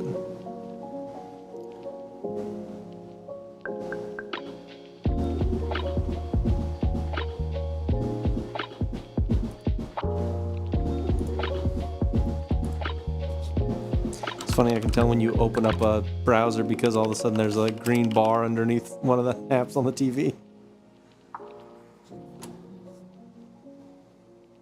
The guy answered, said he will give me the answers. Wait, well, the guy answered. Where? I missed something along the way. Who'd she ask?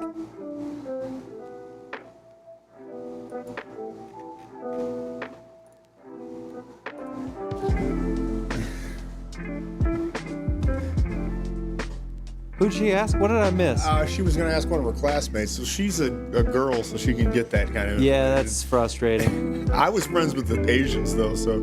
No, I usually did my own homework. Nudge. Here's the thing. I was friends with all the class clowns, so I didn't get anything. No, you didn't get nothing. We all got confused. We all got F's. You gotta be careful with them screenshots, big dog. There was enough information on here. Who, me? No, I'm just letting her know. There was enough information on here. Oh. I'm not gonna say anything else. I'll just leave it at that.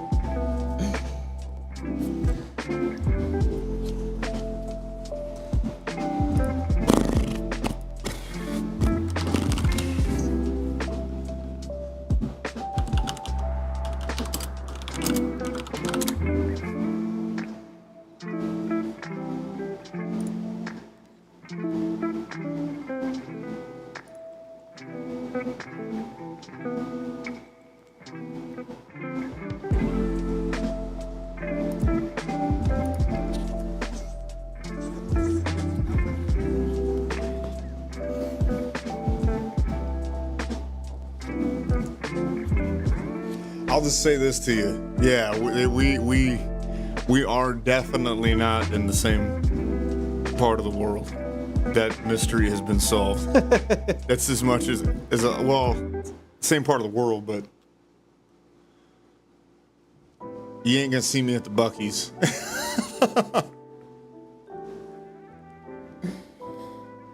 Wait, what? Huh? Did Skyrim just release a new DLC? Probably.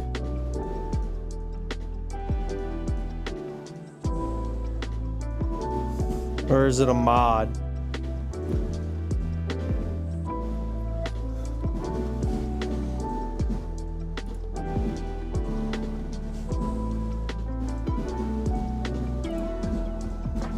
Skyrim Lordbound is a DLC-sized expansion mod for the Skyrim.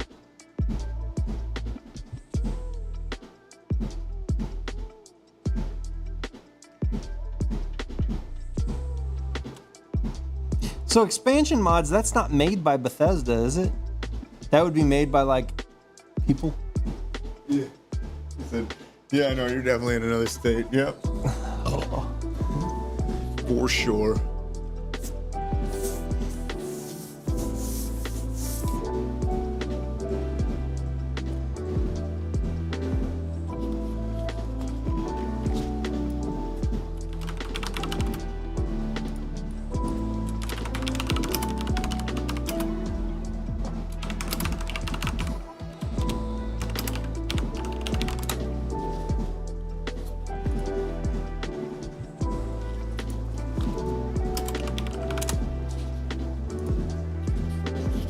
Dude, I don't know why. Wow. What? Okay. This is all I'm gonna say, just to add some lure to the fandom here. She said, "Yep, definitely another state." I compared the school districts, and about the same size. So that explains the common working class vibe. Almost the identical size communities. So there's where the carryover is. Got that small town America mystique. Love it. Almost identical school district sizes. That's fascinating. Little tucked away places in the United States with a bunch of weirdos. No, man, I love the small town. Like, small town people just rock, dude. They call us flyover or some crap, especially where we're at. No, man. I wouldn't want to live anywhere else. I like visiting other places, but I don't want to live anywhere else.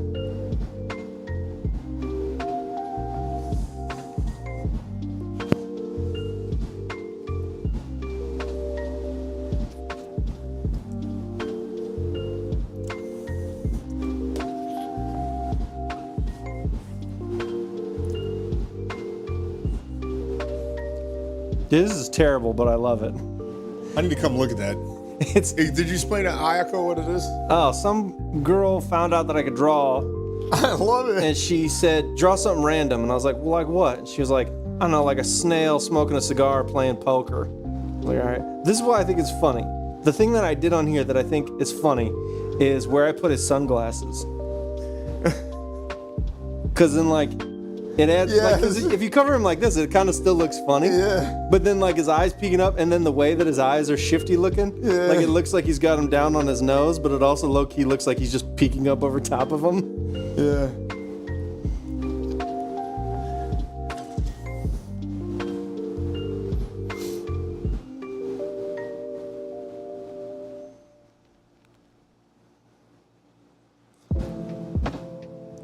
Yeah, that's awesome. I like him. It's obnoxious. The cards are just floating. Yeah. I was going to give him, like, those goofy little stick hands with, like, the Mickey Mouse gloves, but I was like, no, I like the VeggieTale vibe where they like, pick stuff up, but they don't have any arms, so things just float around them. That's awesome. That was one of my favorite jokes as a kid, partly because my dad, I can still remember him laughing at it, is in a VeggieTales episode, they all start clapping for something, and then one of the guys leans to the side and goes, "How are we clapping?" Because they don't have hands. My dad awesome. lost it. She said, "LOL, so fire." There he is playing poker. Yeah, we're low key tonight. We'll probably stop pretty close to 10. I don't got a lot of energy in me. As you can tell, I'm kind of halfway tuned out. You got some wisdom, but now the boy's fading. Yeah. The young god. I don't have that young god energy. We got the young god watching us. I don't got that. Are you done painting? Yeah. Okay, I'm going to rearrange the furniture for you. Okay.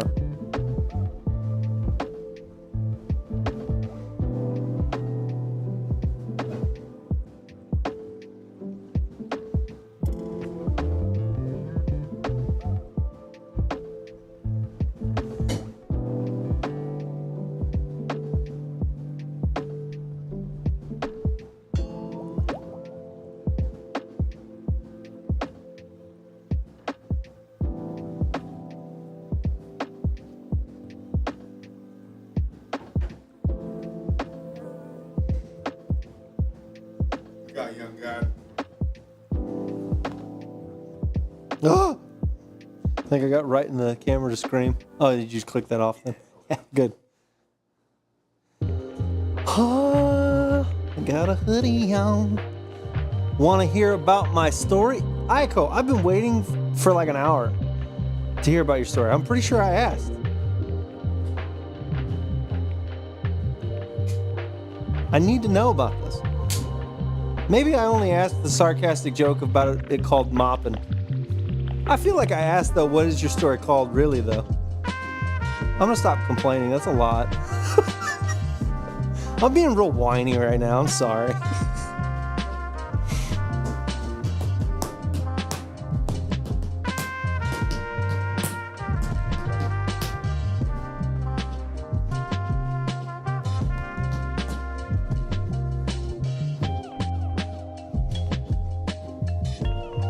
We had a chili cook-off at work today. Potential to be awesome. It was pretty good. Yeah. The best part about it was there was a girl that made cookies. It was the best cookie I've had in a long time. I don't know what it was. It was just like a sugar cookie that had like cream cheese frosting and like caramel drizzle on it, but it was phenomenal. Yeah, we're ready to hear any story you got. We're just going to talk until it shows up because we know the delay is. Yeah, and I Hell don't have on the earth. patience for that. I forgot to keep looking at the link she sent because she said it updates itself. What link? She sent me a link on the Discord that shows the.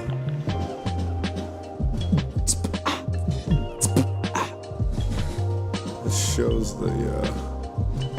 And do you still believe that nothing else matters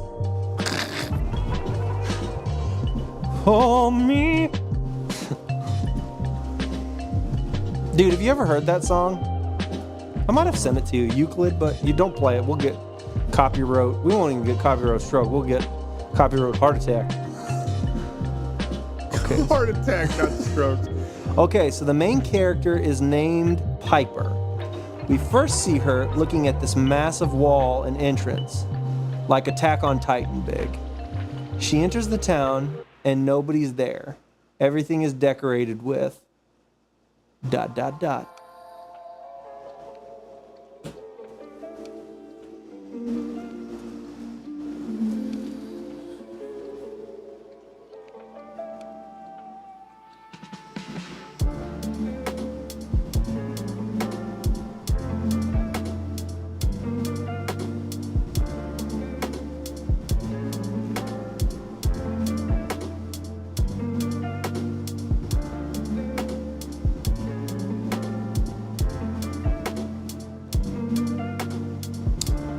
Everything is decorated with festival decorations. In the middle, the king is talking to the people. At the end of the speech, everyone is enjoying the festival. But at midnight, the king does a speech again, ...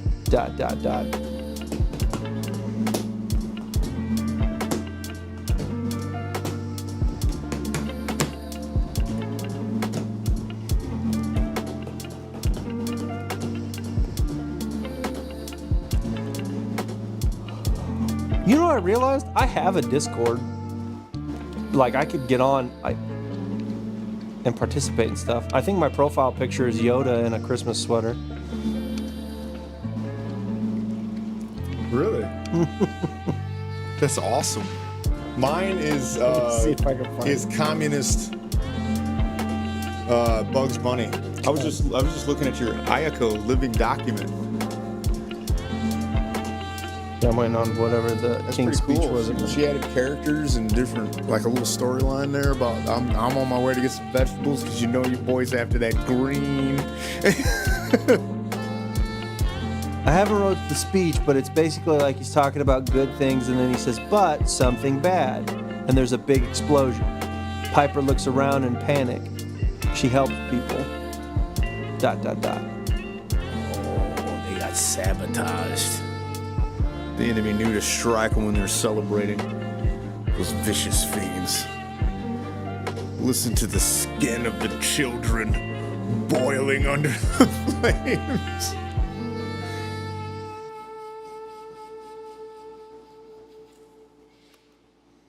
Dude, I never remember my passwords for anything. I can't even take it anymore. Wait, are you human? Yeah. Wait, are you human? Yeah. It asked me. And it just said confirm. Like, it didn't give me... But doesn't matter. I wish they would only do that if you got your password right. I don't like the shot block of, hey, are you human? By the way, your password's wrong. She helps people retreat to the walls, but they close the entrance and there's no escape for them. I haven't thought about this part that much, but everyone does. Oh. I think that word's supposed to be dies. Oh, but everyone dies. I bet everyone dies. Spoiler alert.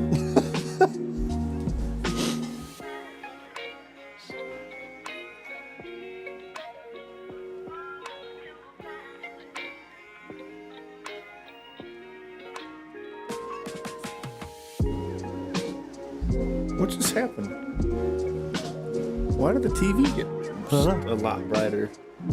Does equal dies. Yeah. Oops. But everyone dies. Well, I knew. So then the story's real short then.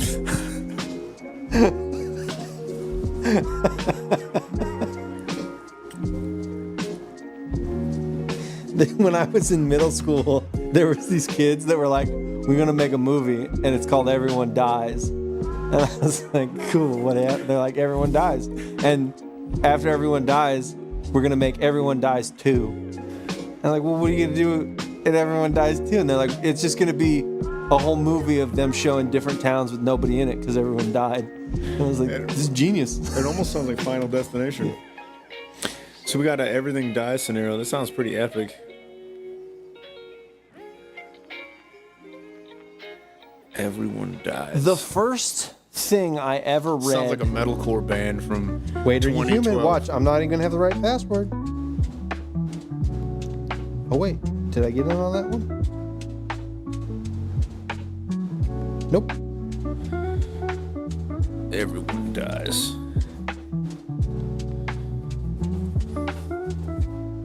The good old Discord.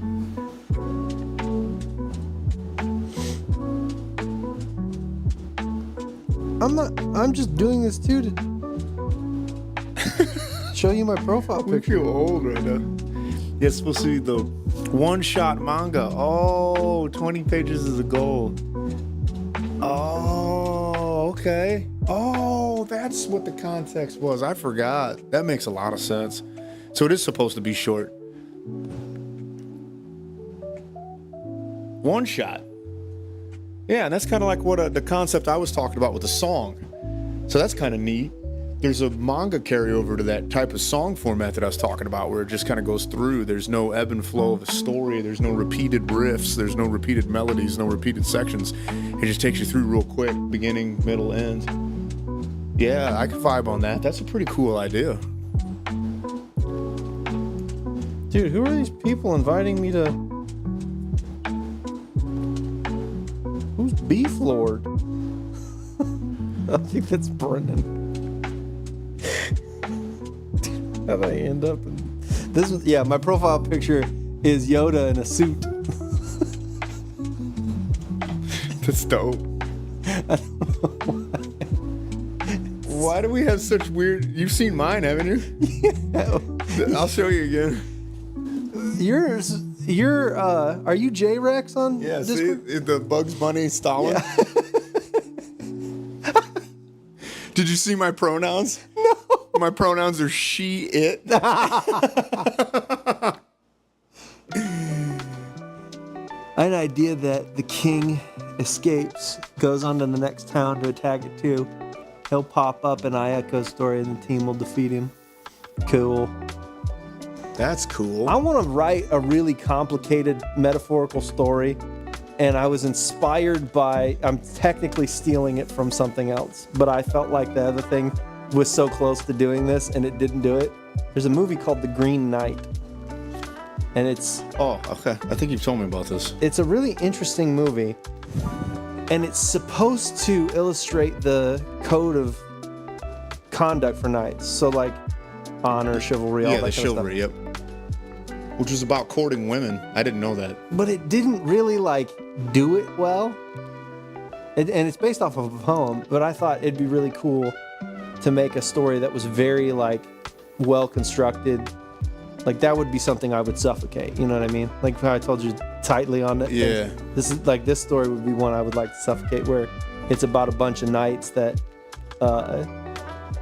through all the wars that they've gone through, they're really numb to like why they're doing what they're doing, and then they have a last stand in their home city, and in that last stand, that's when they realize why they fight and do what they do, but they all die.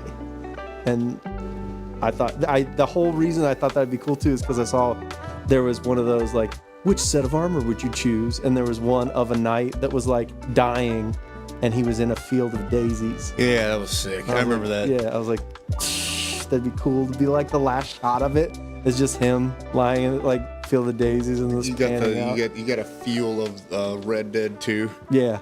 I came up with a cool story. Both of you here might appreciate this, but it was something that I would never dream up. A concept that came to me. It's a love story, or maybe a series of love stories. I've never thought about this before, so that's why it was unique to me. But you'll love this. I think Ayako will like this too. How cool would this concept be? So it plays on a little bit of the Assassin's Creed vibe with the past lives kind of a thing. A little bit kind of like the Native American IP we came up with a little bit of like there's a world jumping element. Yeah. But instead of it being like super sci-fi, what it is that this man and this woman meet and they fall in love. Just all pure love story focused, but then they die, you know, however their life, if you can make it as tragic or as intense as you want. Well, what happens is those souls reincarnate, so to speak, but then they swap. So the essence of the man is this woman in a different time, and then the woman essence, she goes and she's reincarnated as the man, and then they meet again and then fall back in love, and the souls love each other, but from the opposing. That'd be cool. That kind of sounds like a cool love story concept, right? It would be really cool. I never even would have thought of making a love story, but this random thought came to me. I go, what an interesting concept. But you could either do a series of books like that. Yeah. So like the soul almost remembers. Yeah. Yeah, but it would be neat to have them to where they flip. So the man soul isn't always the man, and the woman isn't always the woman. They experience, the souls that are kind of intertwined experience loving each other from both energies. That would be cool. It reminds me slightly of, not like saying it's copying, it's just interesting. Have you ever seen Hancock? No. Oh, wait a minute. Yeah, I have. That does sound dope. You're right. That does sound dope. I like that idea. Yeah. I do remember Hancock vaguely. So he's a superhero, but the reason that he's a superhero is he's basically a part of an immortal, small group of immortals. And over time, like if they're ever too close to each other, they, whoever created them, if they're ever too close to each other for too long, they lose their powers and become mortal, and they'll die. Okay. But you don't really know this until he's a drunk superhero that usually messes things up worse than if he tries to save them. Everybody hates him. And he ends up, there's this guy that's like gonna try and market his image. He's in marketing. He's gonna try and market his image. And that guy's, this is the only part of the story that's kind of like, ugh, I don't like that. The guy's wife is, you find out, the immortal woman that Hancock somehow always ends up finding and falling in love with, and she's trying to stay away from him so that they don't die. And every time that she, like through history, she'll run away from him and he'll end up finding her, but the longer they're together, he'll start losing his powers, he'll start forgetting, like he lost his memory for some reason, so he doesn't ever remember like any of this, and so like it causes all this chaos and stuff. But it's a really interesting concept for like love stories, that him and her, like he loves her and he'll chase her through eternity essentially, but every time they get close to each other, they start dying. And so like, I don't know, I just thought that was a weirdly deep concept for a movie that I initially thought was just going to be a goofy movie. Yeah. And you know how real that is, because anytime I get close to a woman, I want to die. So I resonate with that. I resonate with that storyline. It just really hits home. You know? Yeah, there's something about that. I don't know what it is. Like I start to forget stuff and I die. That sounds pretty par for the course.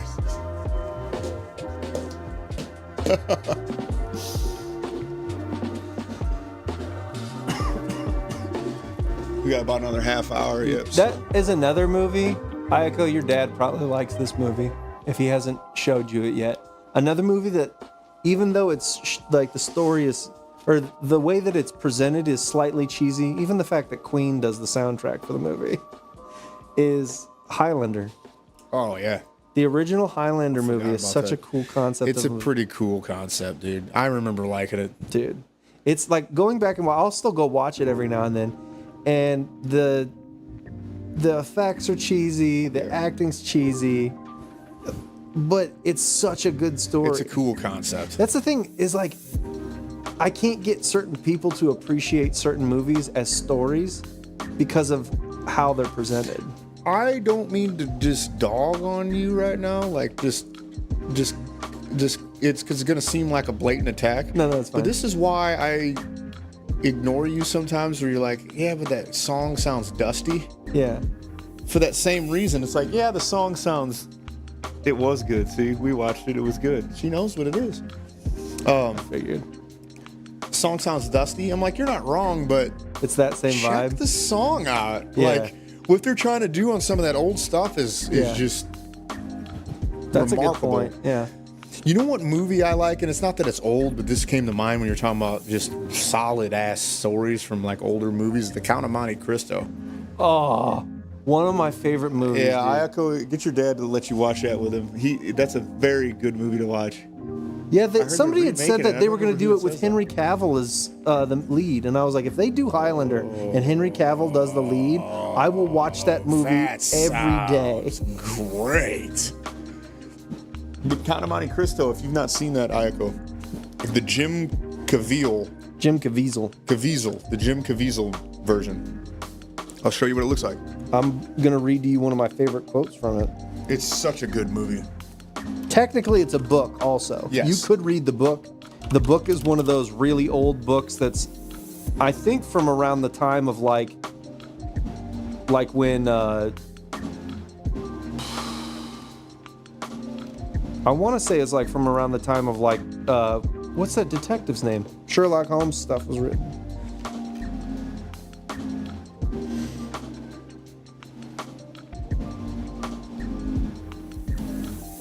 The Count of Monte Cristo. There it is, right there.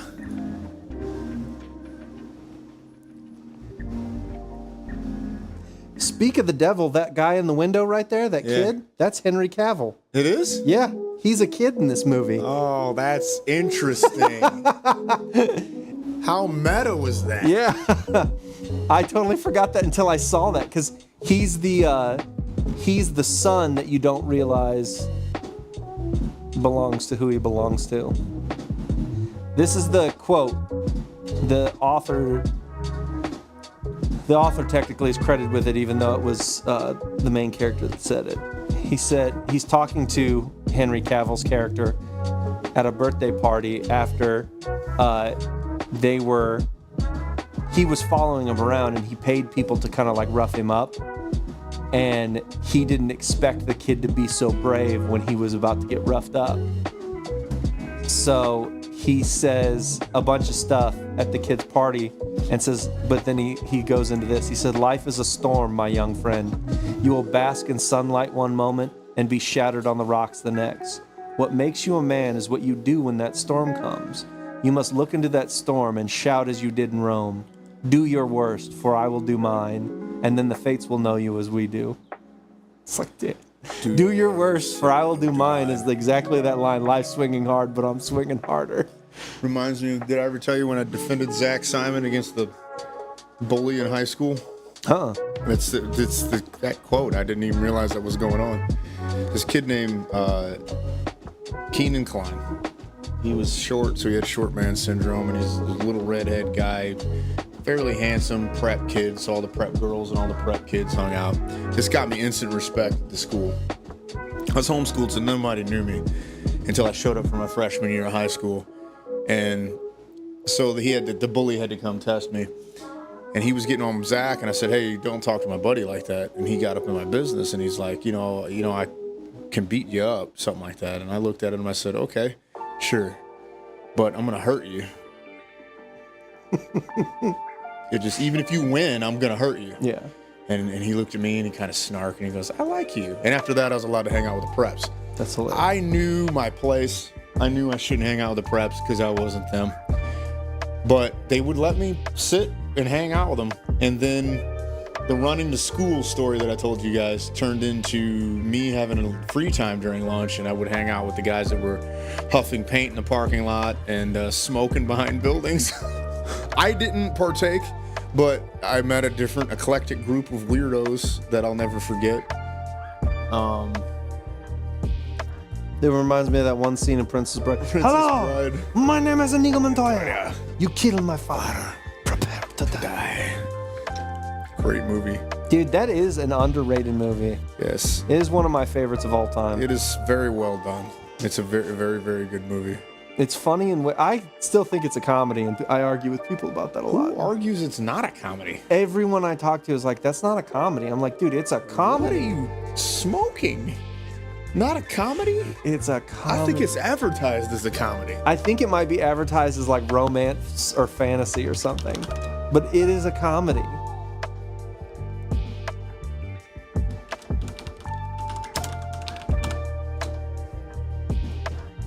It says family comedy. Really? Yeah. It came out the year after I was born. Dang. Rodents of unusual size? I don't think they exist.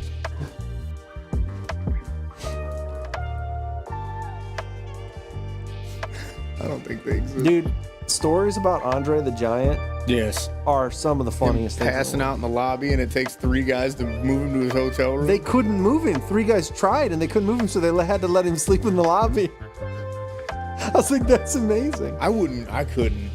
I'm okay being I'm just a little bit under 6 foot, 6'1" in shoes, 6'1" and some change in shoes.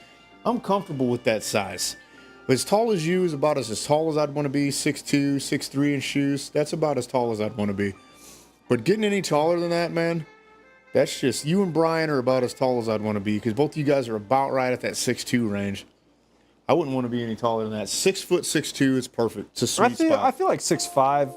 Like, Ryan's 6'5". I feel like that'd be fine. Because, Okay. like, he doesn't have, like... This is the only problem, is I'm already tall enough that if I sit up straight in the car, like, my head's kind of touching the roof. Yeah. If like at my apartment, I have to squat down to see my whole head in the mirror. Like, otherwise it's just like my eyebrows down, which is weird. I feel like that was just an oversight, but so like any taller, it would just get worse. But at the same time, like, I don't know. I don't feel like it. The thing that would, once I would get tall enough where it was really hard to find clothes, that's when I would get like fed up. Yeah. There is a thing that says that people that are above 6 foot typically don't live as long because they have heart I think problems. we talked about that once on stream. Who might know? My dad's 6'5" and he can almost never find shoes for himself. Yeah, that sucks. I don't have particularly large feet. Like, I don't either. mine are 11 and a half, which for my height, I feel like is proportionate. Mine's 9.5 or 10. But dudes will be my height and be like, "Yeah, I wear 13s." I'm like, "What kind of canoes do you got, bro?" Yeah. Yeah, no, I wear 9.5 or 10 depending on the brand. Yeah, I'll bet you her dad is a 13 or 14 Yeah. because that's about She's just where. about to come back and say Chrysler. Yeah, he wears a pair of Chryslers. dude, I miss our old Oldsmobile station wagon we had when we were kids. Those were legit, dude. It didn't matter where we were going. I always wanted to sit. I'd be like, "Mom, can I sit in the way back?" Because you face the other way. It was dope. It was actually funny. Stephanie and I were back there one time and some guy rear-ended us. Didn't dent our car at all. At all. But his car was mangled. And we just watched him do it. Like me and Stephanie in the back. Was my dad's shoe size is 15. 15. Yeah. I don't even think Nike makes 15. 15, that dude is a seal. Yeah. You buy shoes that big, they squeak when you walk. You got clown feet. He lays down, he's going to trip Jesus. He lays down, he's going to trip Jesus. That's pretty good, dude. Oh, man, that's pretty funny. He lays down, he's going to trip Jesus. She's going to think that's great. She's going to tell him that, I bet. I bet my whole ass she tells him that. I can't wait to see how funny she thinks it is.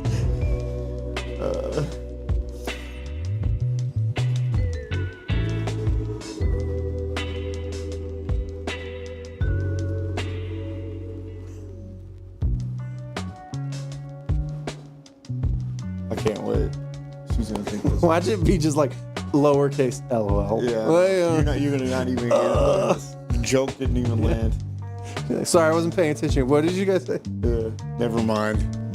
Anyway, Okay, so I'm gonna work on. we found Crocs for him though. They seem a little wonky. His toes come through the holes.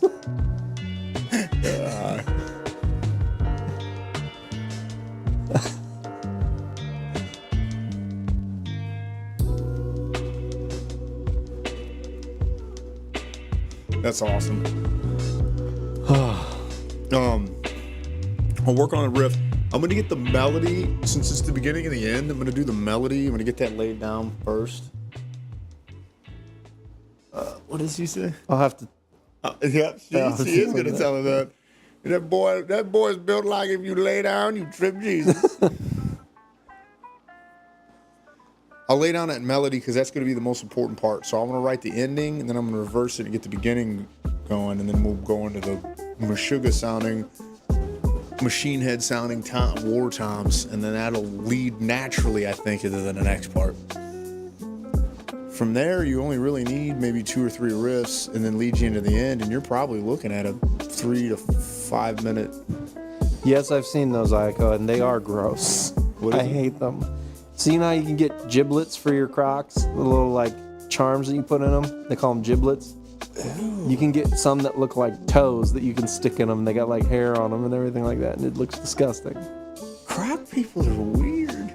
Dude, like I'm not gonna people. lie. I low-key still want a pair of Crocs, but I like my Cloud Sharks, which I guess I shouldn't shout out somebody for free, but they're essentially Croc material, but they're slides and they look like sharks. And the fin, I honestly, now that I have a decent job, I need to buy this. The fin that is in the top, that's the shark, is detachable like a giblet, and you can put other things in it. And one of the other things you can put in it is an anglerfish light that actually lights up. I want it. My nieces are like, Uncle Kyle, are you wearing your Croc shoes or your shark shoes? And I'm, yeah. They like them. Uncle Kyle.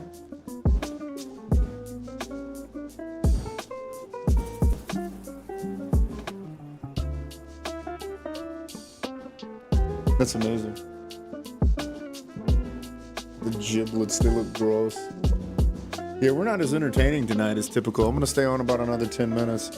Pretty tired. Like I said, I've been under the weather. I don't really know what it is, man. I can't tell. I'm having a hard time telling if it's allergies or if I got something. Shouting out people to your 3 subs. Got called out. And like I said, I'm having a hard time telling if it's allergies or COVID or. I know it's. I think everybody at my office, anyways, has been like coughing and stuff. So God, man. I think something's going on. Like I told you, I've been taking vitamins like crazy though, so I feel like I'm doing pretty good. Magnesium helps a ton. I don't know why.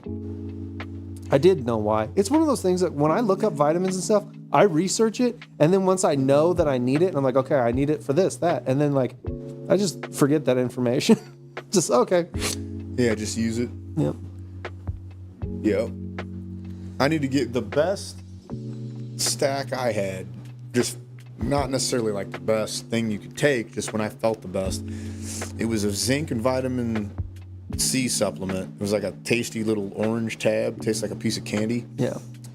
And then I took vitamin D, and the zinc and vitamin C were It's the combined. seasons changing. Yeah, Could be that too. the season's changing to orange.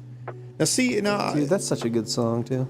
the orange of fall is cool. I don't mind that. I don't like that because I was dissecting that again after coming to the realization that orange guitars actually are pretty cool looking. Maybe I have to renege a little on my I don't like orange. I don't like, and I would never buy an orange car. You're not going to catch me in orange clothing. I'm going to be picky about the orange guitar that I get. That translucent orange is fine, but if it was just solid orange, I'm not a fan. You're not gonna get an orange amp You know what? and an orange amp. An orange amp? Nah, probably not.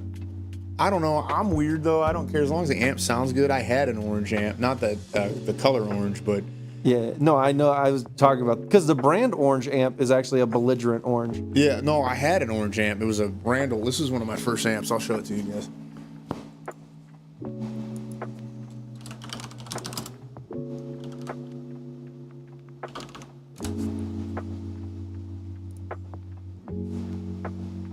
This bad mother trucker right here was one of the first guitar amps I had. Do you still have that nameplate somewhere? No, I have another Randall amp. Okay. Nope, it was sitting on there, but that's not what's sitting on there. Yeah, this was one of the first guitar amps I had was orange. was indeed had this big orange stripe on her. This is it, dude. That's something that I think's interesting about guitar amps. $500. This thing is still $500. Vintage, 300 watts, dude. I was a mean dude with that thing, man. There is a crossover between automotive and guitar amps. Like that Line 6 could easily be the grill of an old Thunderbird. Yeah. Yep. That Randall amp that Randall logo could be put on the side of an old convertible, and it would look like there's some weird aesthetic crossover between those two things. And I've always noticed it, and I've never talked about that before. I think because the guys that were rockers, if you notice, they also like motorcycles and cars. Yeah. I mean, yeah. There's like a cultural crossover there. You know what dawned on me, and this is a great way to end this, because I think this is a fascinating conversation, knowing that we have a similar-minded person being from a small flyover part of the United States. And you got that more small-town vibe and that more small-town mentality. Another reason music is weird, another reason movies are weird, another reason entertainment is weird is because the working class got boxed out of it. Metal was better when it was driven by the working class people. The old Western style movies, those guys were actors, but John Wayne was closer connected to the working class, like Clint Eastwood was. Yeah. The art seemed to be a little bit better when it was closer connected to the working class, and when it became something that only the there's a word I want to use for them, and I can never. The bourgeoisie, that's not the word I was thinking for, the aristocratic people kind of take it over. I notice that your culture starts to wane when it gets hijacked by those people. I was somebody that I used to work with was texting me last night about music, and I was like, every genre, because he said, I don't like this genre, and I was like, to be fair, there's not a genre I don't like anymore. I just in like every music. genre, there is disingenuine versions of it, and there's genuine versions of it. And I think the problem is when people, how did I say it? I was like, when people make good music, it's genuine, and the goal of money is almost secondary, if not existent at all. Whereas, like, all of a sudden, when someone makes something that's really engaging and relatable, and people love it, and it makes a ton of money, then all of a sudden all these cash hawks come around, and they're like, we can make money. So then they start making it to make money. And that's when you get studios that the reason all the movies suck right now isn't because there's not people making money or making movies or making good stories or that can make good stories out there. It's because the only ones that are funded well enough for everybody to see are the ones that are just formulaic to sell at a box office. Because the median IQ will buy a ticket. Exactly. And so and that goes back, and I've said this analogy to you a ton, so I won't go down the whole path, but that's what always brings me to the shoot your shot mentality. But it works well for this discussion too, which is, okay, yeah, fine. The bases are loaded. It's the bottom of the ninth. You're 2 strikes in, and you drill the home run, and you win on the grand slam. You know, you're the winning run. You're the 4th run. That's the best way to end the playoff baseball. Yeah. You get the championship on that. Yep, sure, that's great. But what happened to the guy? It's not the World Series. It's just the National League Championship. You know, it's taking you into the World Series. What happened to the guy and he hits that double in the sweet spot that's almost center field, almost left field. He hits this like nice little sweet that just gets the right drop, and he gets the double, putting the winning run from second home, and he just ends in second base, and that's the game. Yeah. Okay, yeah, it wasn't the grand slam walk off, you're the winning run. It's not the Hollywood finish. But that's still a cool win, and that's how I feel about trying to preserve our art. It's like you're not going to be making the huge bucks, but what happened to just, okay, you made the medium bucks? Yeah. Is that not still, at least you did something, and it was cool still? That's what's always kind of wanted that fire to be lit in me, and it's unfortunately I decided to give a lot of my time away to people that don't care about it, but I digress.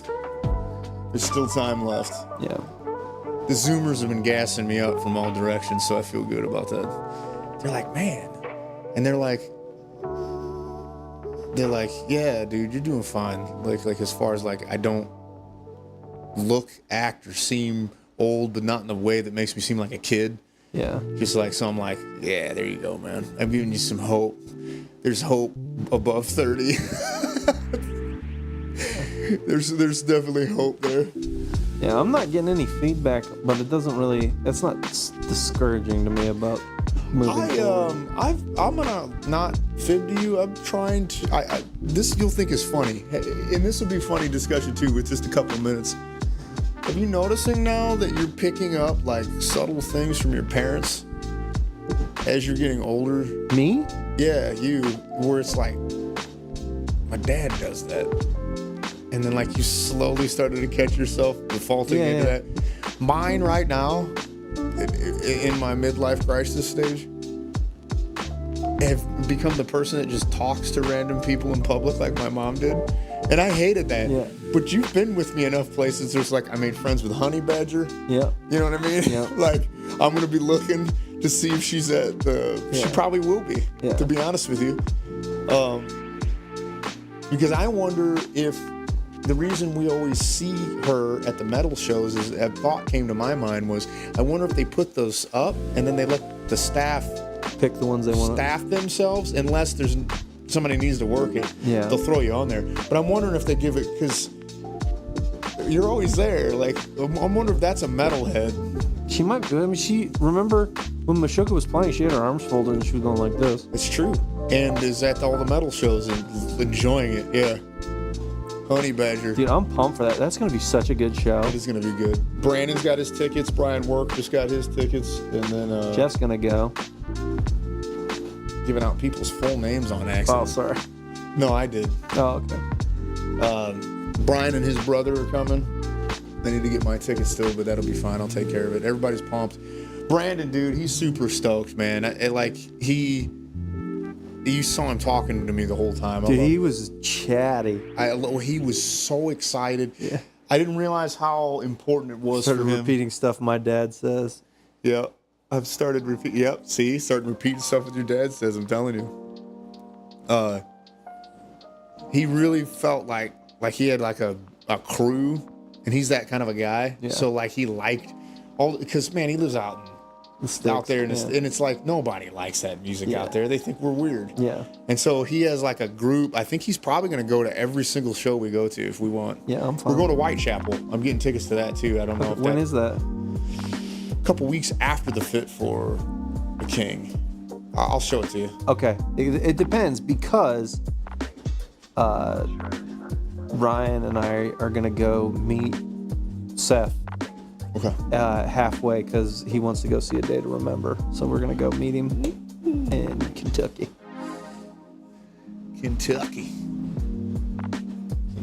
Which I think is going to be like, I can't remember. There was one week that was like the first week of November. And there was one that was like the week before Thanksgiving. And I can't remember which one it was. It is nice having PTO now, though. Where I can just be like, hey, by the way, I'm not going to be here these days. And you're still going to pay me.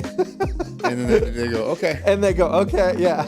Isn't that neat? So good. Like I literally was like, oh man, I can't get an appointment during the weekends. And then I was like, oh, I don't need one. And so then I just made an appointment and I was like, hey, I'm going to leave 3 hours early this day and use this much sick time. Yep. No resistance. No resistance at all. Cover your shift or nothing. Nope. Yeah. Welcome to the corporate world, dude. That is the annoying side of it though, is like I spent most of today, I have like 8 things on my to-do list that are pretty lengthy, but all 8 of them I'm waiting for someone to give me something so I can progress forward. Stinks. And so I'm literally just sitting there and it's Work not like purgatory. You have little tedious things you can do at like hourly jobs. Like at Big Frog, I could sweep. You know what I mean? Like if it was really that bad or that slow, I could get up and I could clean the store. I could do this or create a project for myself. But at this job, it's like, no, you don't have projects you can just create. Really, you can, but not really yet. That's why I like we're small enough but big enough to where I can, you know, like I one day I knew I was going to be slow and I had ordered my new desk, and so I just took the time to disassemble my entire setup myself. Yeah. Like I don't call an IT department, or I am the IT department. Yeah. And I am the guy that's going to build my desk. So I just spent the day pulling my own desk apart. Yeah. And putting it in. Nobody's bothering me because I'm busy. I'm using Allen wrenches and putting the tabletop on and setting it all up. And I'm busy, so nobody's bothering me. And it's just a neat change of pace. I will give them that. That's pretty cool. I don't mind that too much at all. All right, we're getting out of here, Chief. I'm logging off. I'll wait till you say bye, and then I'm tired. I need to go to bed. Yep. Good night, Ayako.